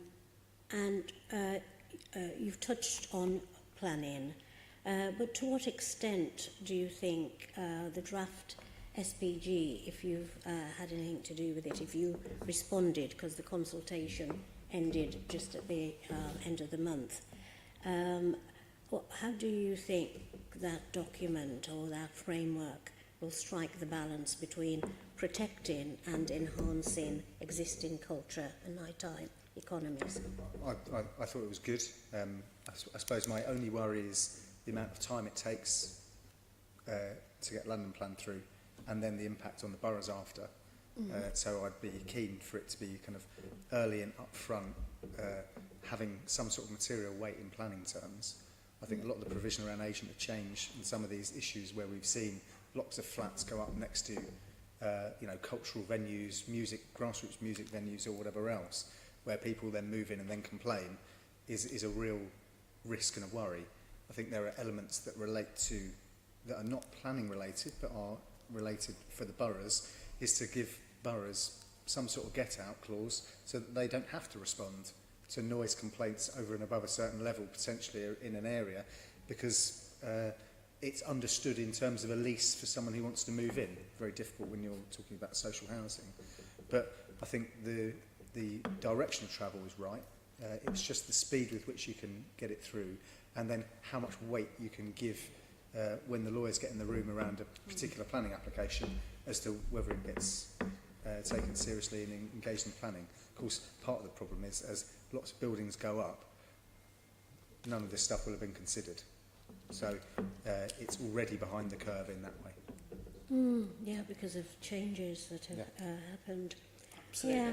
And Claire, do you see this, the SPG is giving you space for creating much more diverse offerings in Walthamstow, Leighton, or indeed even Chingford? Even Chingford, Take the which has a nighttime rich economy cultural to heritage. Chingford, that's the thing. Quite. Well, they have Chingford itself near the station has a very active nighttime economy, and but some of those residents are even coming as far south as Wood Street, could you believe it or not? Oh my Quite goodness. Quite extraordinary, as many as 2 stops on the overground. I think I fully agree with Jack's comments. I think it's that nature of planning that is so glacially slow. So I think everything's being done to progress as fast as it's possible to progress within the constraints of the planning situation. I think the agent of change stuff and the leadership that's been shown by the music board and by this institution is fantastic. We know that it's worked in other places, so to see it implemented here will be fantastic. We're very much using the timeline that the Mayor has for the London plan to sort of sit in that slipstream and make sure that we're receptive, and we're trying to get ahead of that as much as possible. But putting culture at the heart of that, I think, has been done by this place. The Mayor's shown that leadership, and we're really hungry to follow that leadership, actually. Can I just add one extra point? No, can I just bring Schiffer in from Croydon, from a Croydon perspective? Yeah, Matt, I think it's the point that's been made earlier. It's about how long it takes. So if you're in Croydon, for example, a lot of the buildings are being built now, so we can't apply the SPG retrospectively. I think the SPG is good, but for Croydon, we're at this point where there's so much development going on. A lot of what's in the SPG is things we've done anyway. But I think there is one other point that often I hear a lot of, and I don't know that, and this is more about a planning law thing than the SPG, is whether there's an opportunity to align planning with licensing when we're promoting the evening economy, because often there is that frustration from both residents, businesses, licensees, that there's 2 sets of rules, and they have to, by law, take into account different things. And I just think some alignment of regulation for the nighttime economy is something that should be given some thought to. That's certainly something I hear a lot back from operators. And that's exactly the point I was going to... So the House of Lords have made this recommendation. I think one of the problems is... So I was going to talk about licensing policy. So even if in planning terms, a developer who wanted to have a nighttime cultural use till 3 in the morning will look at it and say, it's a tough licensing authority though. Am I going to do that? And we talked about this earlier. Well, should I just put in a shop because I know I'll get a tenant? So the risk factors, because licensing and planning are not aligned, because planning and regeneration within councils are generally together, but licensing will sit in a different department and is not necessarily about placemaking. They're more about responsive and reactive to licence applications or problems. You've got a very different culture who are not necessarily the most proactive about saying, yes, we would like some more nighttime, late night licences. That's not the experience. But Jack, that's one of life's challenges. But a borough who takes what you call a sort of firm view on their licensing, surely they're doing that on behalf of their residents who you really can't fault that. If they weren't doing that, they're not doing their job. Absolutely, and we talked earlier about it. I suppose I'm thinking through now the practicalities of whether development of the cultural institutions and the late night economy will then happen, because there are some institutional barriers that will be seen further down the line, which will mean developers will turn around at the start of a process and say, it's just not worth it for me. I'll just put something else in, and they won't even take the risk because it's too uncertain. you know, Isn't there always another developer on the way in there? potentially, or the developer then just turns around and says, I won't have any economics at all, I won't do any business or cultural stuff, I'll just do some flats. We must never be threatened by developers. There's just too many of them. But I think there are some developers who want to do it. I think it's just that if they, you know, one of the great bits around planning has been the kind of pre-planning agreements and the ability for a developer to work with a local authority and the GLA for years to really get the right sort of development. I'd probably say that in terms of nighttime industries, cultural and creative bits, they're not quite at the regeneration table in the same way. Lots of developers are not used to doing that sort of stuff, and maybe sometimes local authorities aren't as well set up to bring those sorts of things forward. So developer might put that as an idea to a local authority. What about putting a nightclub in? What about putting a theatre space in, or some sort of 3 a.m. finish? And a region department who might generally have dealt with housing or have a bulk of their experience in housing terms might say, it's never going to happen.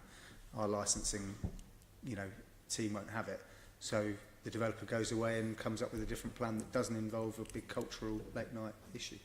But just in terms of a solution on that, because I think you're absolutely right, and I'm a town planner by profession, and often what you're doing as planners is managing conflicts. So the residents will have a particular view and the business another. But the sorts of solutions that could be looked at is that in certain areas, if we are going to promote the nighttime economy, that from a London perspective, in the same way as the London plan designates other areas, to designate areas which are suitable for late night licensing. You still get, so that a developer has the certainty that if they're in that area, there is a presumption in favour of a licence up to 3 a.m. as long as they behave themselves, because the residents do need to be protected. But at the moment, the developer comes in and says, well, if you look at this licence, and the boroughs would change, if you go into this particular borough, they're only going to give you a licence until midnight, that doesn't work for them.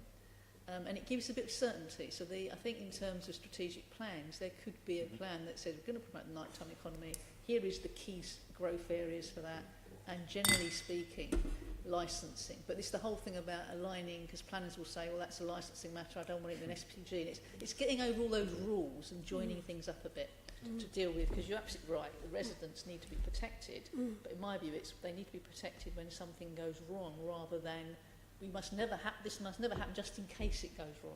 And I think that's the difference. Yeah, a little bit more creative thinking. Yeah. And Sharon, because this is late for your super development, did you have you had anything to do with Not really, but you know, I'm so embedded with the culture team here, and how you know, is it late for our development? We aim to go for planning permission in 2019.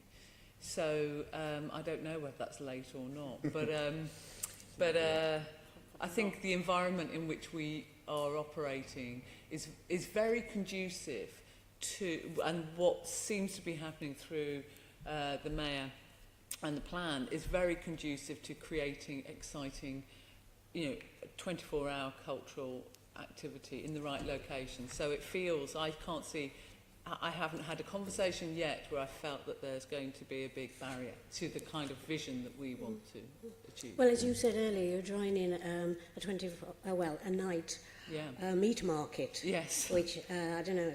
Although the licensing laws around Smithfield are super extraordinary. Yeah. If I wanted to get to work early and go for a pint, I will be able to. Yes. And all of that, which will kind of maybe have a different kind of staffing code of staff conduct that we're not used to now. Because you'll be able to sell alcohol at breakfast in that area. Yeah, I mean, so we will be able to, I mean, the big exploration now is how do we truly become a 24-hour museum? Not to reflect the 24-hour London. If we are the Museum of London, we reflect 24-hour London. And that might be through, well, there's all sorts of exciting opportunities. Yeah, absolutely. Ross, anything to add? Only to echo everything that's been said. I think that I think I was again welcomed the opportunity to respond to the SPG, but I think that there's a lot of work that needs to be done beyond planning, and it is about the day-to-day licensing. So it's issues we're facing today that no matter how right you get this, we could be creating, well, we're not addressing the problems that could affect its success in the future. Okay, thank you. And my last question is basically, a wrap-up in terms of, I suppose, is there anything else that we need to do in terms of ensuring a continued overview of London's culture and nighttime economy? Because we're in flux at the moment, it seems, aren't we? Because we've got the Tsarina and the Commissioner just starting. We've got lots of excitement out there. Do we need anything else at the moment that you can think of? I think what was interesting from my perspective, and it feeds on from the point that Ros was just making really, was when Amy came to visit, and it was rather than just having the planners in the room and just having the licensing people in the room, it was bringing everybody together. So the councillors were there, licensing, planning, the people who want to be operating some of those businesses, and people who want to provide and enhance the cultural offer that we have in London. And I think when we've talked so much about nuance today and how responses need to be led at the local level and delivered, because they need to be delivered at the local level, need to respond to the needs of residents, it's how we as individual boroughs get our act together and make, you know, the London offer real. I think the leadership again that Sadiq's showing around, you know, claiming our place as the greatest city in the world and making that case of managing the tremendous risk that comes at us from Brexit and going at it really boldly and proudly is something that helps me and helps me in my leadership to say, okay, and what's the role that Waltham Forest can play in that? How can we work our nighttime economy to support that, our daytime economy to support that?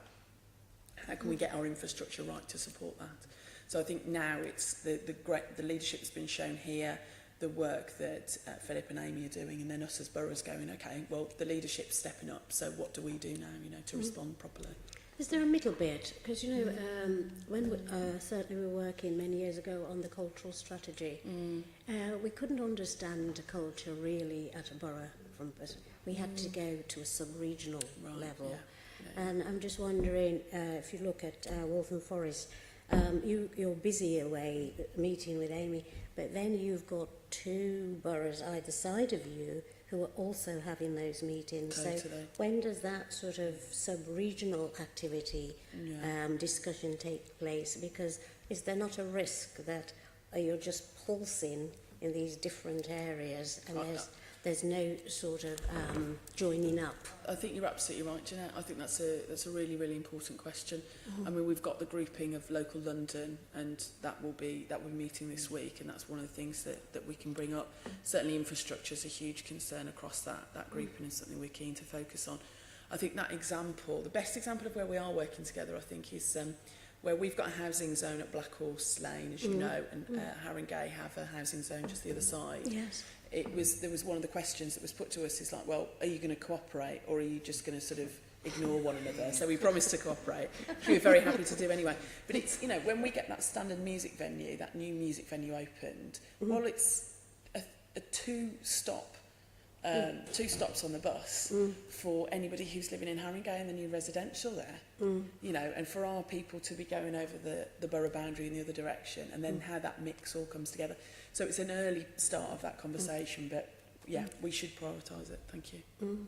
Yeah, Jack. I think so far so good, probably from the industry around City Hall, Amy and Philip getting a grip on stuff, and maybe getting a grip on the policy side, but also understanding what's happening and then kind of taking some judgment. So I think what the shift will be is, how do you then make sure that you've got best practice everywhere? What I've generally seen from government, regional or national, or even at local, is you get a few good examples where it works, and say, well, there you go, it can be done. Just go and have a look at what Waltham Forest did. When actually the Waltham Forest maybe had the right political leadership, the right officers, the right opportunities. There are different reasons why that's worked. Yeah. And it doesn't necessarily replicate itself. So how do you make sure that licensing officers across boroughs are learning from each other? How do you make sure that planning officers across boroughs are learning from each other? when often it's often only the heads of planning who get together.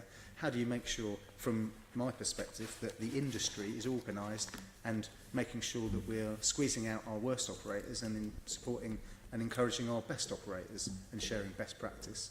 You know, some bids are very good at this area, some of them are less good. So how can from a City Hall perspective understand which bits of the system are working right and letting them get on with it and facilitating it, and those bits that aren't, how do you level them up? Yeah. I think which is very, very difficult, but we talked earlier around why London, as a great city, needs to work. You can't just have pockets of best practice. That's not going to work. Everything needs to be running together. Okay. Shafik? Yeah, and I think certainly the right things have been done to start with. So we've talked about Amy, we've talked about the Nighttime Commission. We're starting to look at challenges around regulation. We're touching on resourcing. We've got policy emerging. So I think the answer to the question really is it depends what comes out of those things as to whether or not more can be done. So I think certainly at the moment all the right things are being looked into, but it really then comes down to what actually is the end product. And then I think we're in a better position to say actually these will work, these haven't, there's some things missing here. Yeah, lovely, thank you. Sharon? I don't have much more to add apart from, like, I'd like to see more of a concentration on, or less of a demonisation on young people out at night.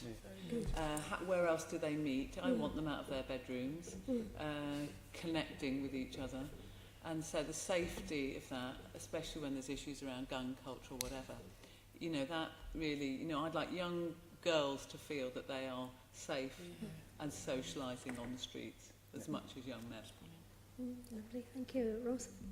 I think Shifa summarised it very well, so I'd concur with all of that. The only thing that I've been thinking about as we were talking, especially listening to you, Jack, is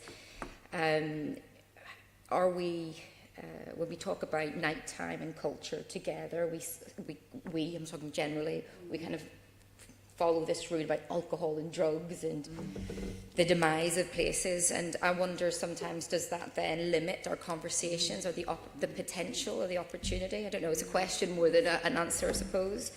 And you know, there are major issues with alcohol, there are major issues with drugs, it's on our streets every day. Can we, I don't know, separate that conversation and talk about, you know, culture and nighttime as a real opportunity? Question mark. It's just a thought. Yeah, lovely. Thank you, Chair. Thank you. Well, thank you, everyone. That has been an incredibly engaging and informative morning, and I've certainly learnt an awful lot, and I'm really inspired about the outputs that we'll come up with sort of once we've been through the next series of meetings. And I think, you know, particularly the point that Ros was just making about, you know, looking beyond the problems and looking at what the positive things are, and the idea also that was said about streets, and streets is where Londoners come together. And that was you, Sharon. And I think that's something we should really hold on to with all of this. So thank you, all of you. Finally, I have to ask the committee very briefly to agree the recommendations and delegate authority to me as chair. Thank you, to agree any outputs rising from this discussion. And then we need to note our work programme for 2017-18. Agreed, fantastic. And can we note the next meeting taking place on the 25th of July at 10 o'clock? Excellent. And I believe we have no other business, so that concludes the meeting. Thank you. GLA Chamber Sound.